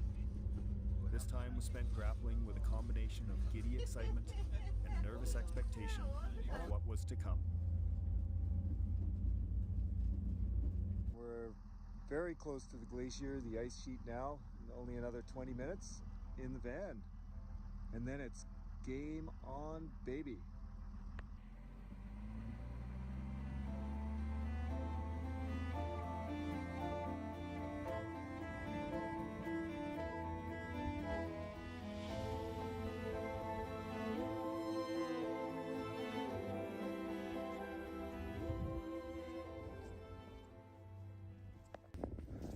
How you feeling, Torbjorn? It's the second round. I could do some more. So right now I'm in the middle of about a 550 meter carry from the parking lot where we got dropped off to the edge of the glacier ice sheet. We're kind of in a moraine post-glacial landscape covered with slippery snow. And I'm carrying about 40 kilograms on my back. And I've got an old margarine container, or sorry, canola oil container of white gas, and that's 10 liters. So it's got about 50 kilograms on me right now. Gaining the ice marked the beginning of a 27-day chapter, and it was here that we began quickly adapting to our new surroundings. We loaded our pulks, clipped on our pulling harnesses, and turned our eyes eastward. Initially, the terrain presented loads of difficulties. Unseasonably warm conditions the week previous had left open water pools only now partially frozen. Ice cliffs and other obstacles needed to be avoided, and our 70-kilogram pulks had minds of their own.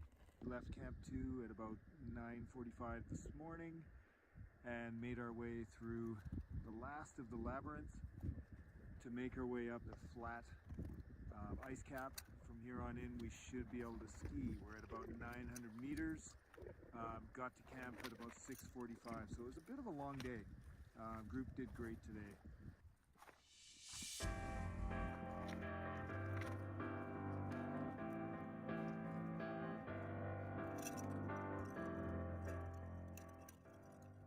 Our daily camp setup very quickly became a solidified routine.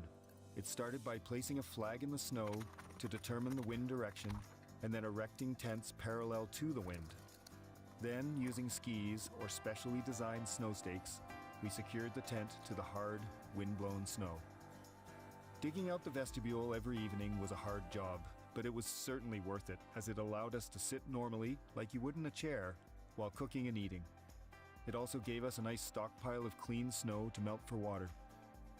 Like a good carpenter, I have to say, I got pretty obsessive about making perfectly vertical walls, right angles, and a nice smooth floor.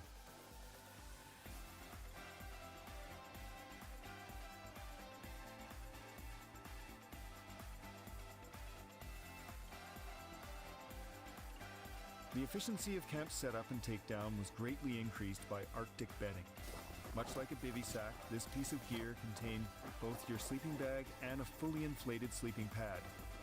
It can be taken directly from the pulk into the tent and vice versa, saving huge amounts of time and energy. Best is when we've got the tent up and we've got the vestibule dug out and the stove is on, and we both sit down and we take our boots off. And after the smell's gone from the feet, then that's the best time of day.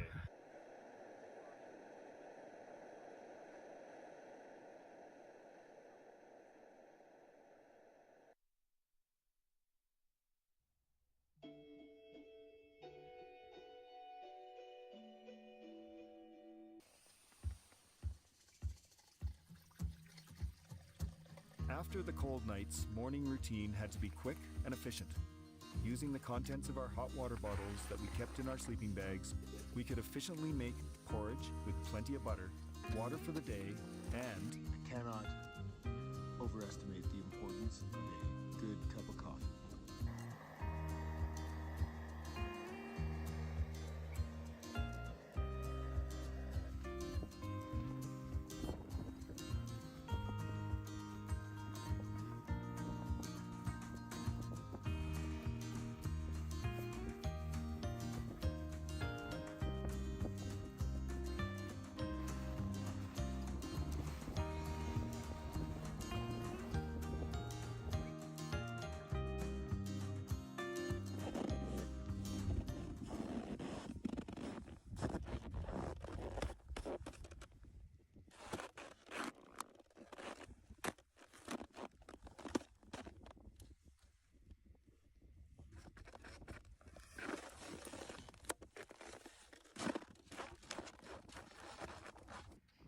By day 9, we were settled into our rhythm. Leaving camp each morning by 8:30, our routine involved a 5-minute break every 45 minutes to drink, eat, and for Lars to stretch his back. We did this 5 times before our 30-minute lunch break, and then again 6 times after. This got us to camp by about 6:30 most evenings. With no landmarks to speak of, time really was the only way to maintain this structure. Throughout the trip, we were at latitudes near the Arctic Circle, which meant it never really got dark. It was crucial to be strict with ourselves to not continue skiing late into the night. Camp was the place we really needed to charge our physical, mental, and emotional batteries after long days on the skis.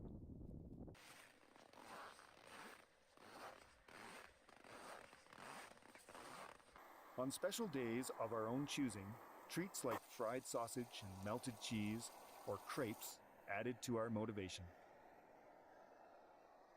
And of course, chocolate was an ever-present staple.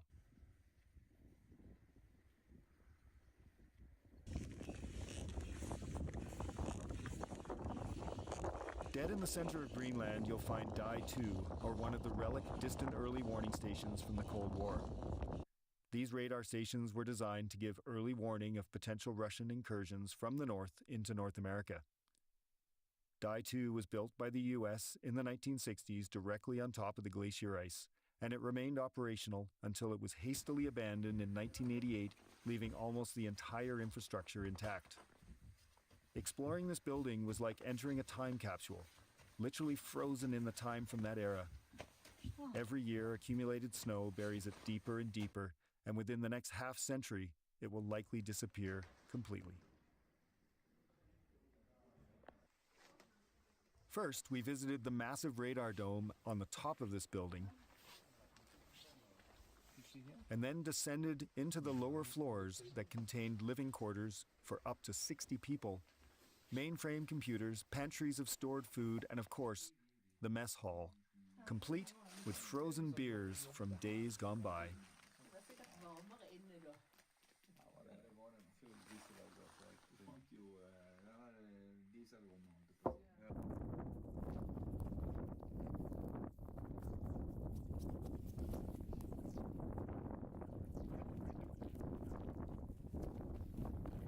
We're still going uphill towards the apex of the island. Hopefully in the next 2 days we'll be starting to descend. Did a lot of math today, thinking about how much fuel you have left, how many days of food, how many days to complete this thing, how many kilometers a day do we have to do to average to finish this on time to get our pickup. So lots of math going through the head. When I took this picture, there was a wind chill of roughly -45. I had deviated from my typical self-care regime by taking off my gloves and suffered peripheral frostbite to the back of my hands as a result. In this environment, self-care was certainly a full-time job.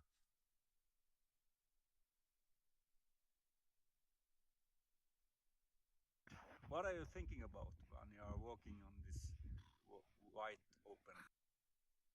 It depends on if I'm in the front of the group or in the back of the group. Because when I'm in the front of the group, I'm always thinking about when the next break is and how long have we been walking and if I'm going in the right direction and all that stuff. But if I'm in the back, I am completely somewhere else. My brain is wherever it goes. It's going on vacation. So behind me you can see Camp 20, which suspiciously looks a lot like Camps 4 through 19.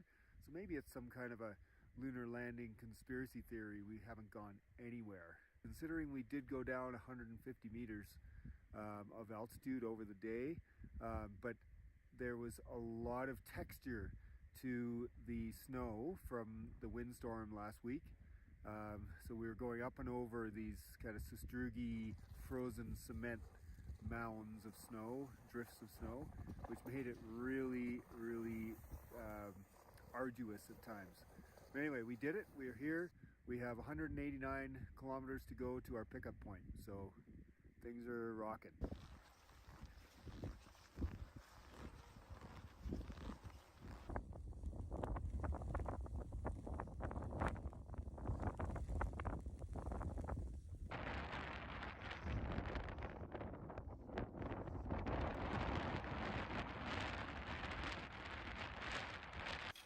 If it wasn't for my legs moving in the passage of time and occasionally a GPS coordinate, I would have no idea we're getting anywhere.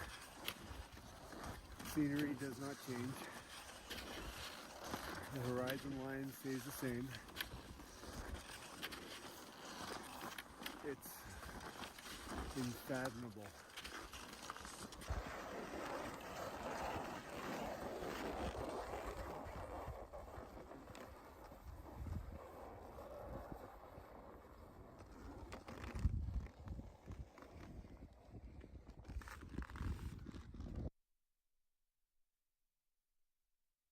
Very cold all morning. I had trouble warming up, and that affected my mood in a big way, as you can imagine.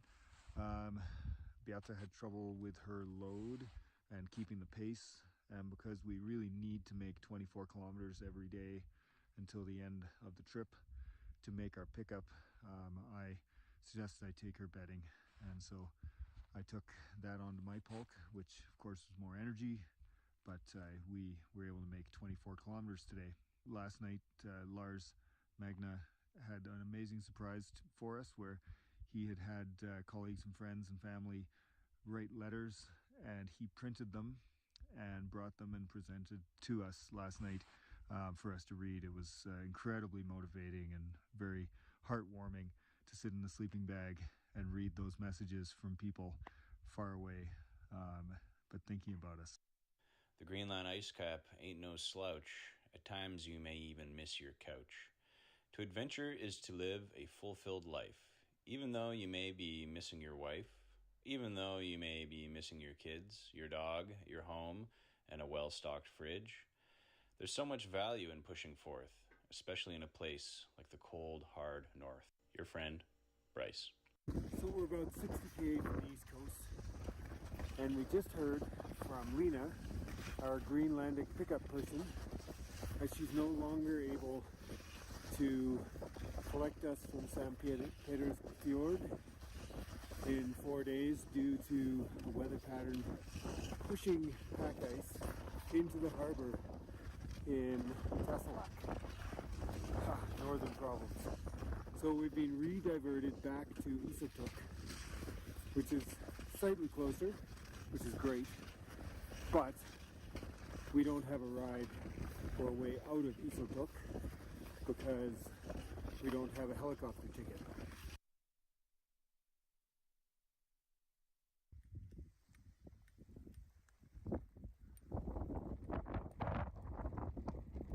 Although not by design, by day 26, we had yet to take a single rest day. All these long, hard days in a row were taking their toll, both mentally and physically on us. And it was showing. The cold and windy days were actually quite lonely, so it made getting together in the tent for some camaraderie every evening extremely important.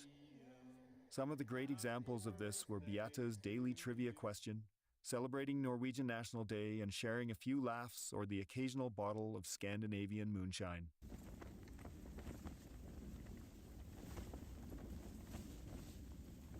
Torbjorn, do you want to go outside right now? No, I don't want to. I just want to get back in the sleeping bag.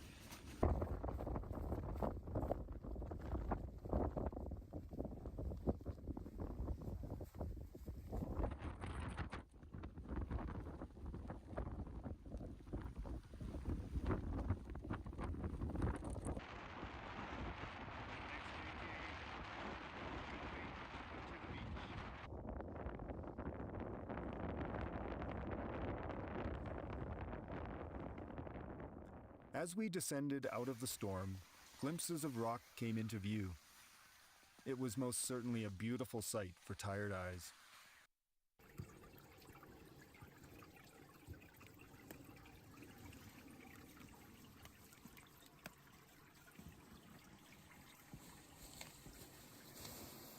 After almost a month of skiing across a flat white expanse, descending down to sea level required us to reevaluate our routines.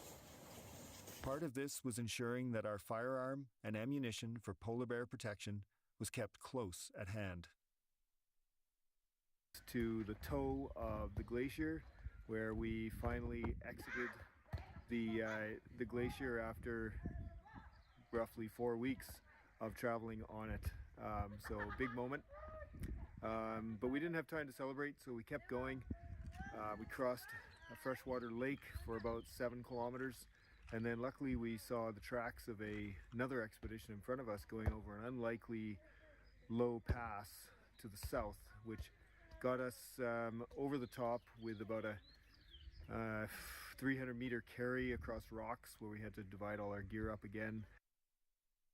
Between about 11 o'clock at night and 1 in the morning, we walked magically through icebergs frozen on the sea ice.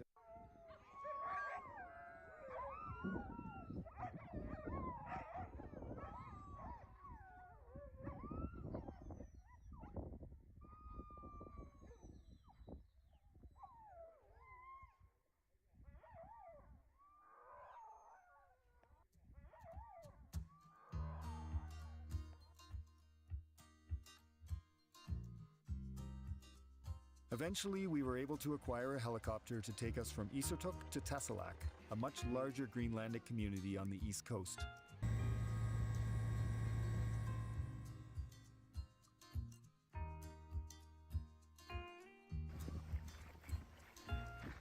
And then, in perhaps the most adventurous calamity of the entire trip, we were transported by small boat through thick pack ice, and then by quad and on foot to barely make our flight to Iceland from Kulasuk. Routine is so often painted in a negative light, but after 4 weeks on the Greenland ice cap, our team would certainly agree that the well-conceived habit and structure of the routine we created was absolutely vital to the success of this expedition.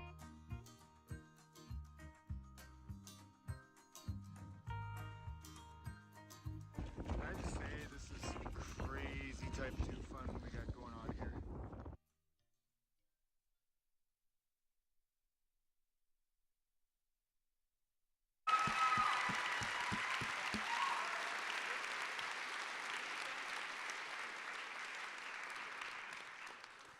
Well, that sure is quite the routine, Ian. And personally, I'd just like to extend a huge thank you for documenting exactly how our parents used to get to school every single day.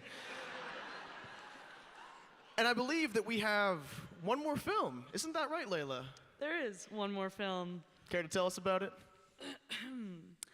Amongst the mountains and rivers of the Alaskan Peninsula is a unique stretch of habitat, Alaska's Bear Coast, which is home to the greatest density of brown bears in the world. Despite the number of protected areas for these creatures, the bears still experience various significant threats to their survival. This film documents the experience of Alaskan residents and bear populations alike in hopes that viewers may have a greater understanding of bears and the communities that coexist with them. Please enjoy our final feature film, The Bear Coast by Andrew Ackerman.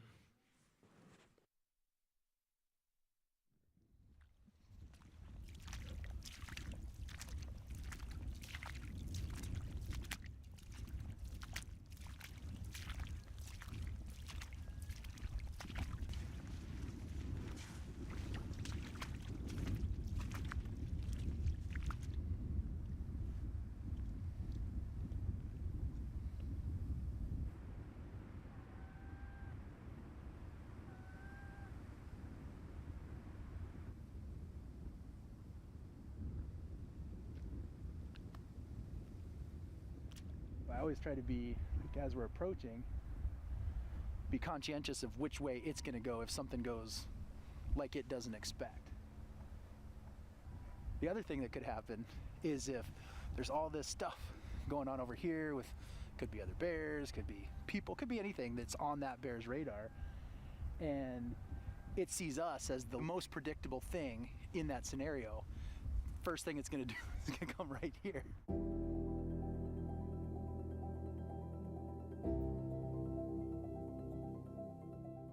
I'd been out on the East Coast, going to college, and it just wasn't for me. I just knew that I needed to be not there. And Alaska was as far away from Washington, D.C. as I could get. I remember feelings that I felt that first day that I went out and saw bears. And I am, in a lot of ways, still chasing that feeling.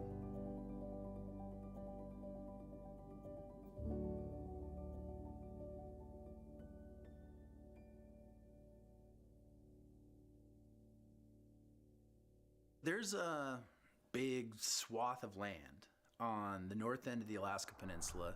Katmai Coast, Lake Clark Coast, and McNeil, if you combine those three, it's definitely the Bear Coast. The best bear habitat in the world. It's a stunning landscape. It's really beautiful. Rugged and pretty much untouched.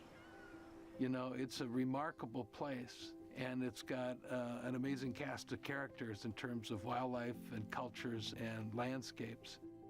Some of the rivers are silt-laden, and so you get this incredible turquoise blue if they're, being fed from glaciers. The chocolate of a brand new moose baby, the really rich wetlands with More shades of green than anywhere else I've ever seen. You're going to see mountains behind you. Maybe in the distance, you'll see some glaciers. You get the alpenglow on them, and you really understand now why people sometimes, color mountains pink. The valley bottoms, coastlines, and the high mountain areas. A remarkably diverse variety of habitats. and things are growing before your eyes. You can literally watch things growing. If you blink, you're gonna miss something, especially this time of year in the summer. There's no way that anything could be mundane here. You cannot drive there. There's no airport to fly into. This is the ultimate in recreation. Everything you could want to do in Alaska is right here in this area. It's a really vibrant and maybe sometimes violent coast in storms. It's a tough environment. It's an extreme. The bears roam completely wild and they rule the coast.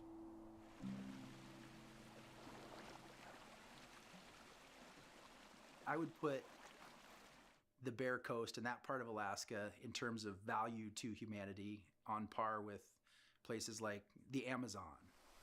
The last pockets of biodiversity in this world are around indigenous communities, and our children and their children and our great-grandchildren, they have an inherent right to our lands and waters. So it has to be such a priority to protect and preserve what we've got intact. We definitely have the potential to mess up that ecology. You know, the biggest conservation threats for the system are going to be those that are global. Climate change is going to have an impact. We know that. We don't know exactly what it'll be yet. But we're starting to see some things. Just 4 years ago, we were in a severe drought, which was the first time that's ever been documented up here. There will also likely be continued pressure for development of some resources in the area. The Pebble Mine and the Johnson River Mine, they're looking at, maybe 20 to 30-year windows of time for ore extraction. A short-term gain, but the ill effects of possible toxic spills and damage to the river systems can easily, in a short window of time, destroy something that otherwise can be sustained indefinitely. This mining district would be located at the headwaters of the most productive rivers of the Bristol Bay watershed, and our watershed supplies 50% of the last wild sockeye salmon run on the entire planet. It's the most hydrologically complex area they've ever considered permitting a mine in the world. You've got this habitat that is intact, and they might say, oh, well, it'd be no big deal to put some infrastructure over in this corner. It might start with a road. It might start with a well. It might start with a mine. Each of those things, if you looked at it as a single thing, it might not be that big a deal. But nobody looks at it cumulatively. Suddenly, what you're left with is unrecognizable from where you started.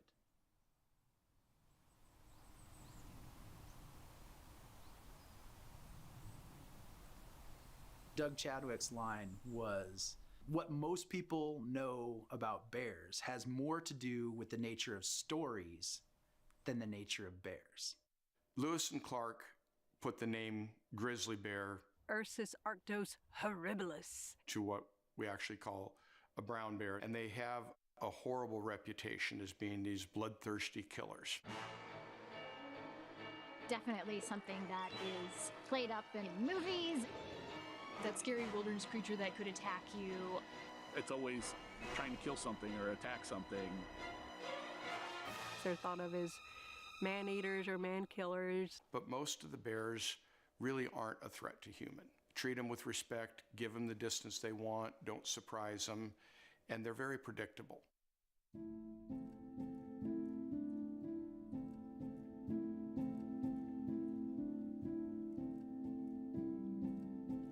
When I was young, I actually was a hunting guide.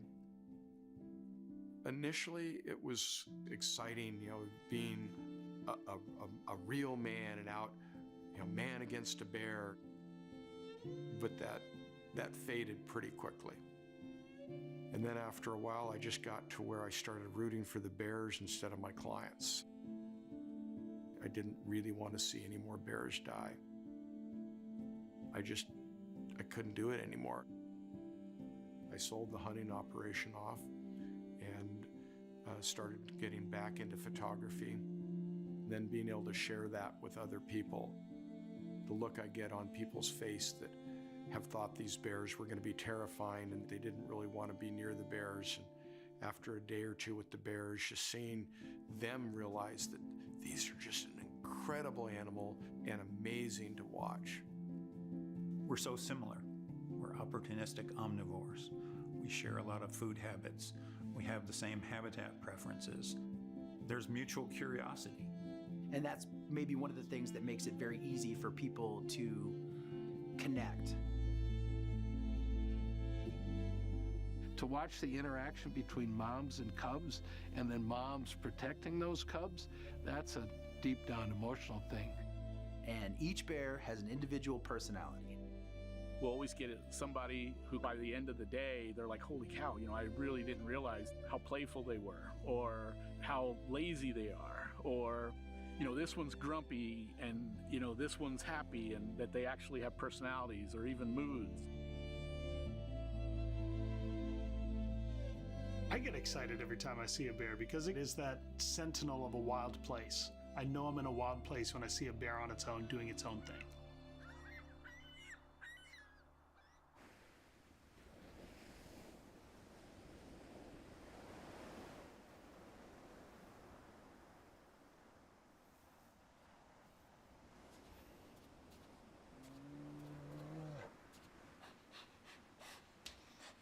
Top predators are extremely important and kind of the bellwether of a healthy system. When you have large carnivores roaming across a wide landscape, it's telling you that there's a great deal of productivity, that those large carnivores are able to find food, and that they're able to move throughout that corridor throughout the summer season to find different salmon in different rivers. This chunk of land has all of the things that a bear needs to be successful, and it all comes back to the salmon. From the bears to the seagulls to the native indigenous people and their lifestyle, everybody in the spring is waiting for the salmon to arrive. I grew up here in Alaska. I was born up in Barrow. It's nice to be an American who still has a heritage. And the sense of heritage that I've got is the sense of place that is home.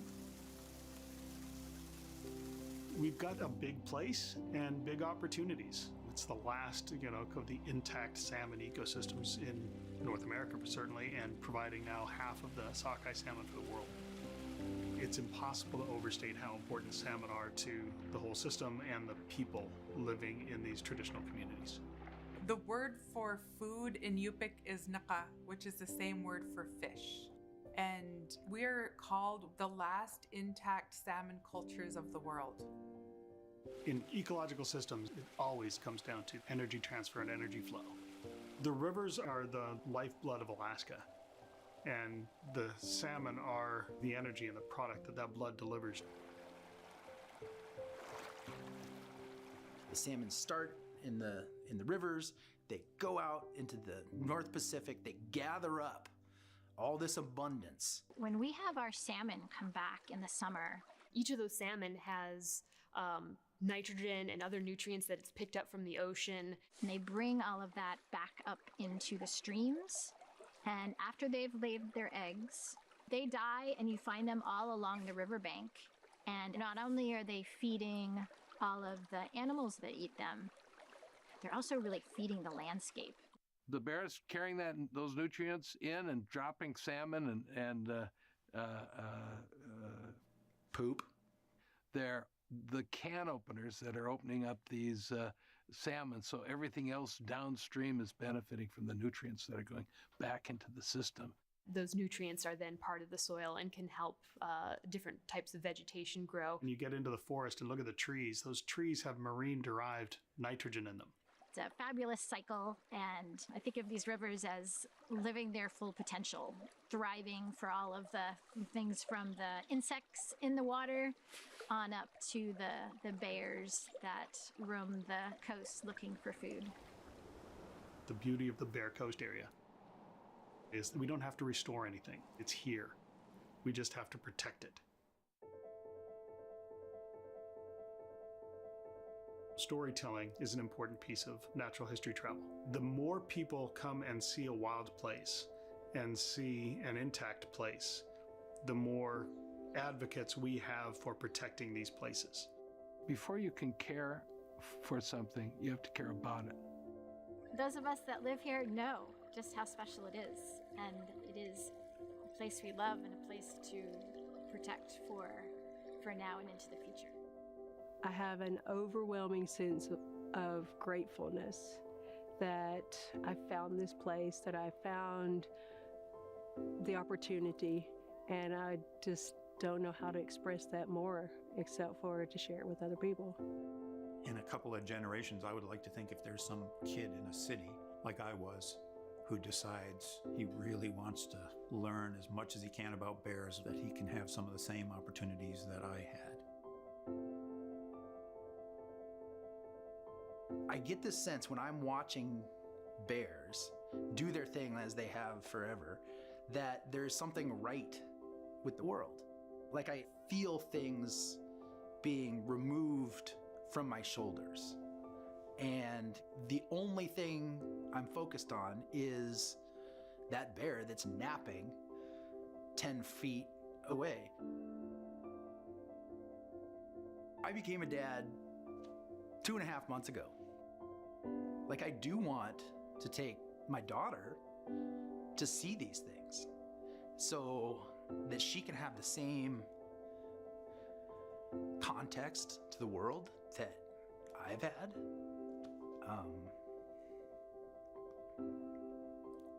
I want everybody to be able to feel that. This place has something for everyone, whether it's food on the table, whether it's dollars in your pocket, whether it's just making you feel better that there's a place like that on Earth. When you look at all the things that that place does for bears, does for people, does for everything. You recognize that value, and that's how it gets saved. We have an incredible power, whether we recognize it or not. In order to have a world where bears exist, we need to make a conscious decision to have bears in the world.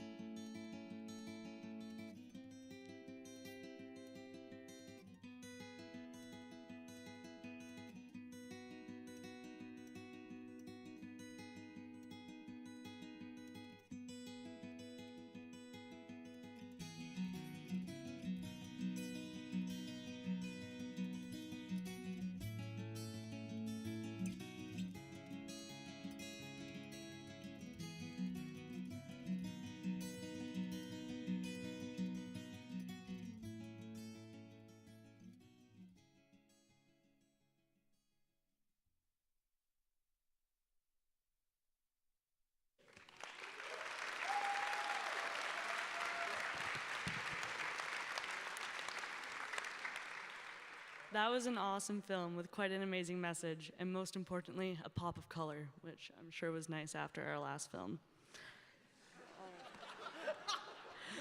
We're lucky to have had so many great feature films this year. But what's next, Jake? I'm getting kind of tired, or thirsty, or something like that. When's that after party again? Oh, come on now, Layla. Let's not get ahead of ourselves. And neither you guys! I see those sleepy faces in the crowd. Wake up! We still have arguably the most energetic part of the night, perhaps even the most important. We have awards to give out. We have prizes. We have the Esker. But firstly, while we're just waiting for those votes to come in for the photo competition and the Esker Award respectively, we have some raffle prizes to give out, don't we, Layla? We sure do. But first, I'd love to give a huge shout out again to our donors of this year's film night. Their products and services were kindly donated to us and can be found in all our raffle packages. Look at them. Look how beautiful they are. There's so many of them. There's so many. All right, everybody. We're going to ask you guys to have your raffle tickets at the ready and very much on hand. Rapid because fire. we are going to be having a rapid fire round of how it is that we are going to get through this. So, we are going to have some very special helpers and some very special faces. Everybody say hi to Abby again. Hi, Abby. We are going to be announcing the package of the raffle that you, all of you kind folks, have put your tickets in for. We will then have one of these fine folks, which are going to be our runners, come and verify your ticket. At which point, if your ticket is verified, and indeed the one that we pulled for that package, we will ask you, after our production tonight, to go to the silent auction room, which all of these wonderful baskets were hosted in earlier, to claim your prize with the rest of our team. That'll make sense to everybody? Yeah? Yeah? Excellent. All right, let's get underway, and let's get started with our first raffled packages being the Train for Two, which includes the 2 adult train trip tour packages. What do we got, Layla? Ticket 552333055. Stand up when we got it. Stand up. We got one. We got one. Okay. Alrighty. Up next, we have our first climbing kit. This climbing kit includes a 1-month pass to boulder climbing. What do we got? 55233-554. Oh yeah, stand up. Let me see it. Let me see it. Alrighty. But you know, a climbing kit is cool, but you know what's even cooler than a climbing kit? An extra large climbing kit. Yeah, that's right. This one contains a 1-month pass to boulder climbing amongst a lot of extra real nice goodies in there. What do we got, Layla? 5, 5, 2, 3, 3, 1, 6, 4. Woo! Over there! We got 'em! Nice. Okay, switch with me. There you go. Alrighty, our next package, and my favorite, is This our is juicy. Lake Louise care package. This includes 2 Lake Louise Plus cards, which means your 1st, 4th, and 7th day are free. 2. What is it? 55203-318. Where do we got it? Where do we Right got in it? the back. In Woo! the back. And next up, we have our front country camping kit, which includes both of our camping chairs, a cast iron skillet, and a whole bunch of other real nice goodies. What do we got for her, Layla? 5, 5, 2, 0, 3, 0, 2, 3. Woo! Yeah, we got it. Yeah. Next up, we have our backcountry camping kit, 2 foam pads, 2 sets of poles, and many other items in there. And here's what we got. 55233-429. Where do we got it? Where do we got it? I think we got Robbie over there. Oh yeah, dash 429? Possibly. Oh yeah? No. 55233-429. Tough. Going once for 55233-429. Going twice.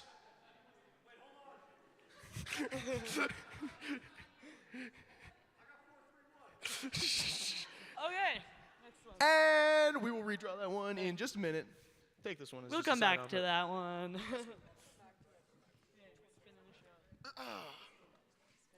Next up, we got the Spin in a Show, which is that 10 free hot shop classes with our Loose Moose tickets. And what do we got for him, Layla? 5, 5, 2, 3, 3. That seems pretty classic here now. 7, 5, 1. I heard someone say I got it. Way in the back there. Woo! Alrighty. Now we're going real rapid fire because we have our 3 wine baskets. So, alrighty. The first one, 5, 5, 2, 3, 3, 6, 5, 1.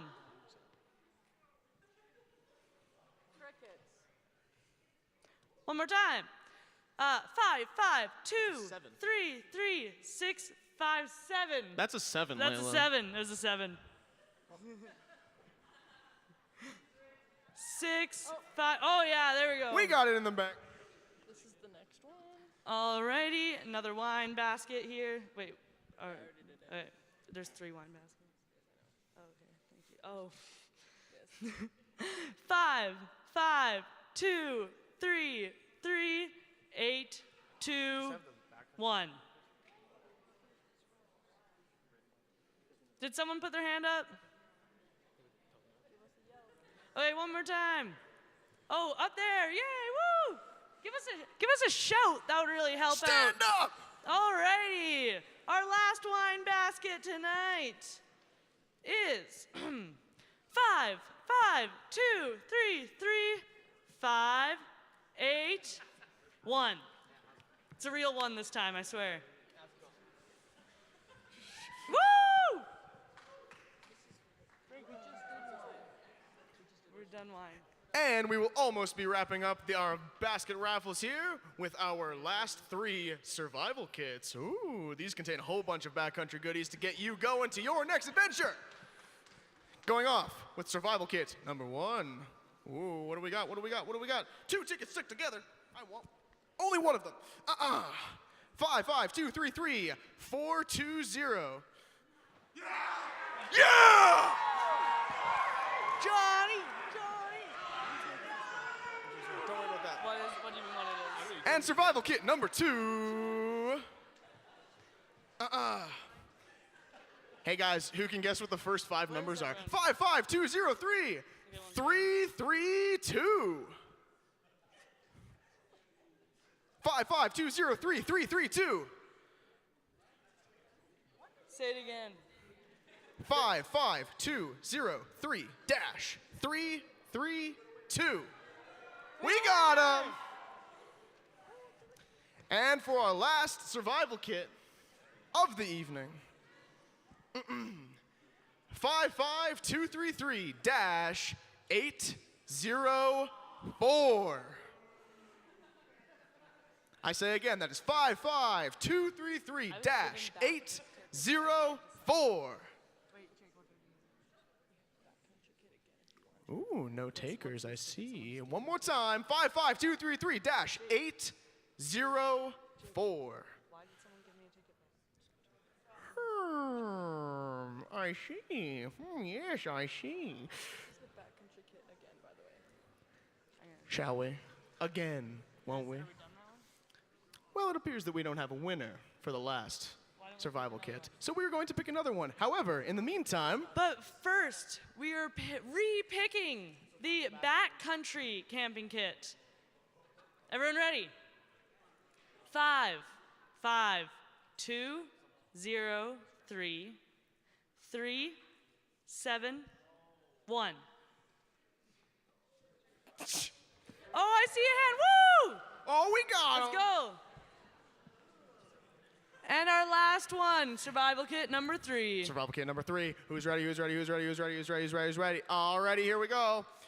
55233-652. Do I hear a 55233? Yeah, we do. Okay, there we go. Again, for all of our lucky winners of the evening, thank you again for contributing to our ticket raffle. Please see our lovely personnel over in the silent auction room after our production this evening to claim your prize. Thank you again.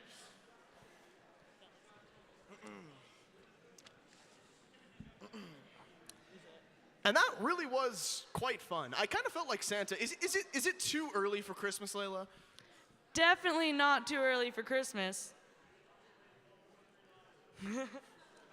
Because we're gonna keep on giving. The votes are in for the photo competition. So if you want to hear that, listen up. We have had some truly amazing entries this year, and we are so excited to celebrate the talent and creativity of our community in making these photos really come to life. We will be announcing the winners of each of our 4 categories for our photo competition, and we will ask the recipients to please make their way down to the stage to have their picture taken and to receive their awards. If there is more than one person credited to the winning photo, we kindly ask that you only send one representative from each party to come down to the stage. A huge shout out to Victoria Dickinson, who has made these beautiful wooden medals for us tonight. These are also seen in the first and second runner-up, and in our lovely little name tags and the signs out in the front. Now for the moment, one of the moments you've all been waiting for. The winners for our photo competition. Thank you again to all of our wonderful submissions, and we are going to begin with our first category, Wander into Wonder. The winner of which being Silas Trying to Impress a Girl by Jesse Lozier.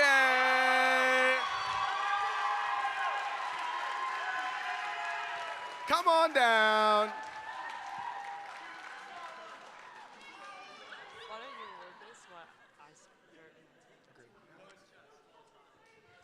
All righty.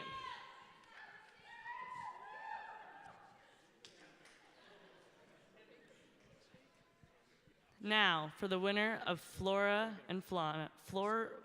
Oh my gosh. Flora and Fauna. Everyone ready? The winner is My Greasy Little Friend by Emily.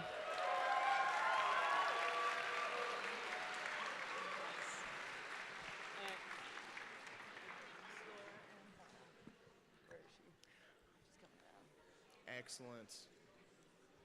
Moving on to our third category for our photo competition is going to be our sense of place photographs. And the winner for our 2024 sense of place is Wandering High by Cassidy Kozaplecki. Beautiful.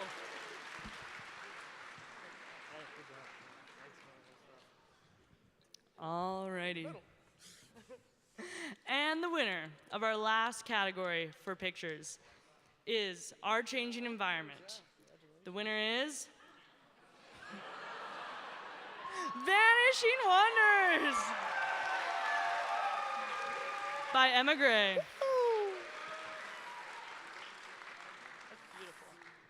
Okay. Let's hear it one more time for our photo winners. Come on, we can do better than that. Congratulations, yeah. Okay, we're gonna group up. We're gonna group up. We're gonna look at the camera. We're gonna look at the camera and we're gonna smile. Yeah. Thank you. Okay, let's go. Now, for arguably the moment that we have all been truly waiting for, we will announce the second runner-up, the first runner-up, and finally, the winner of the 2024 Esker Award! We will be announcing the winners and asking the recipients, once again, to kindly come down to the stage so that they may accept their award and have a photo taken with them. The winner of the Esker, we would kindly also like to ask if they could have a little acceptance speech they'll have to come up with on the fly to be demonstrated to all of these lovely people. If there's more than one submission per party, more than one individual credited to the submission, we please only ask that one representative from each party come down to the stage. But it appears that we have our results. Alrighty. Our second runner-up tonight, drum roll from the crowd. Stop and Look Around by Michaela Stryker.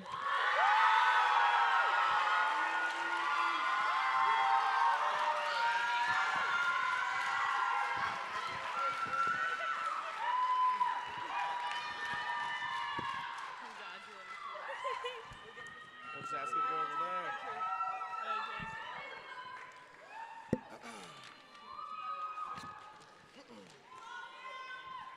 This is in here. Oh, I see. Our first runner-up and second place for the night in our Esker Award category is Fun with Friends by Thomas Gordinsky!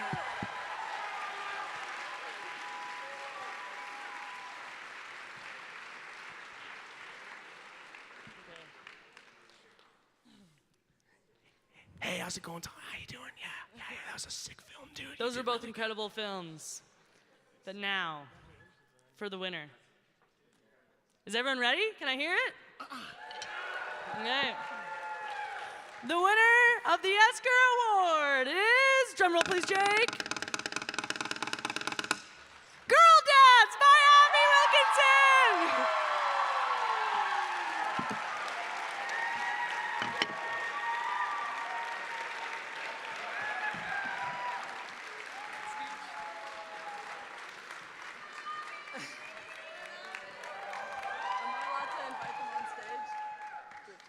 Congratulations, Abby. Man.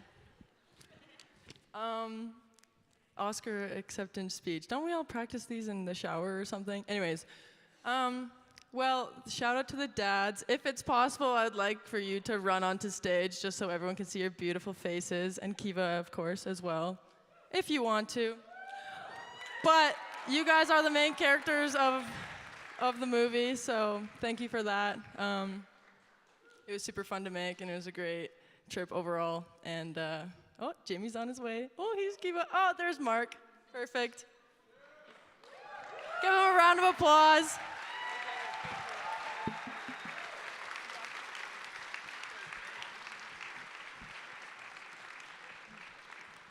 What a beautiful group of people. Thank you very much again for absolutely outstanding submissions to our Esker category this year. I can assure you that the votes were extremely close. And congratulations once again to Abby Wilkinson, our 2024 Esker Award recipient!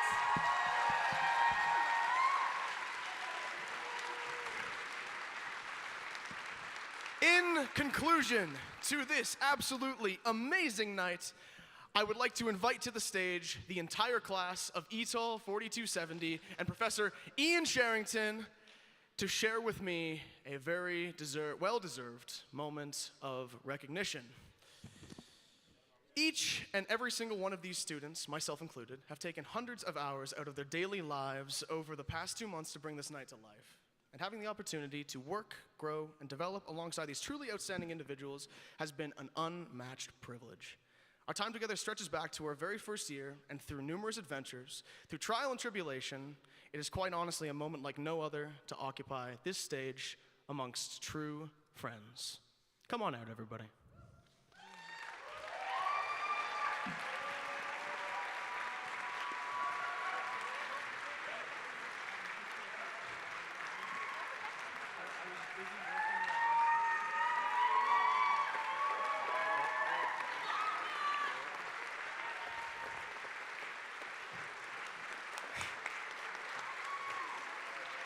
I speak now directly to every single one of these amazing individuals that stand up here today.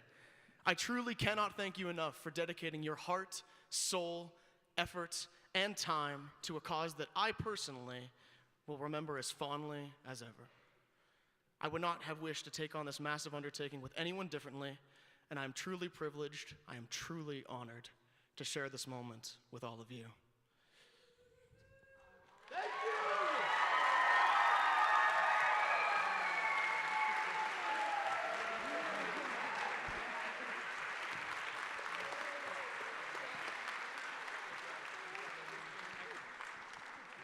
Thank you again, everyone, so much for coming out to the 2024 Etol Film Night! This night surely would not have been possible without your continued support and encouragement towards a meaningful cause for each and every one of us. We'd like to give a massive, huge thank you to the Bella Concert Hall and their amazing staff in allowing us to make this event possible, and their continued support has been truly outstanding in putting this event together. Let's hear it for the Bella. Yeah, let's hear it for the Bella.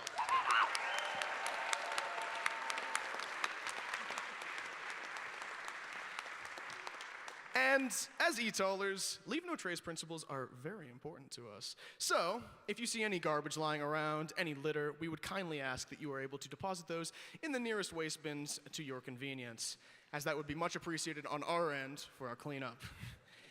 However, we would also like to invite you all to our after party, which will be taking place right now at Westgate Social. I would highly recommend their Blue Hawaiians. We will have karaoke, and it is ours all the way until 1 in the morning. Finally, our silent auction and 50-50 will remain open for just a little bit longer this evening, and we will have winners for both that will be announced tomorrow, and you should receive emails and instructions to claim your winnings. However, we thank you all again, and we look forward to next year, same time, for the 2025 Etol Film Night. But, until then, in the famous words of Paul Zet Jessup, say it with me, everybody, we are officially hanging out. Have a great night, everybody!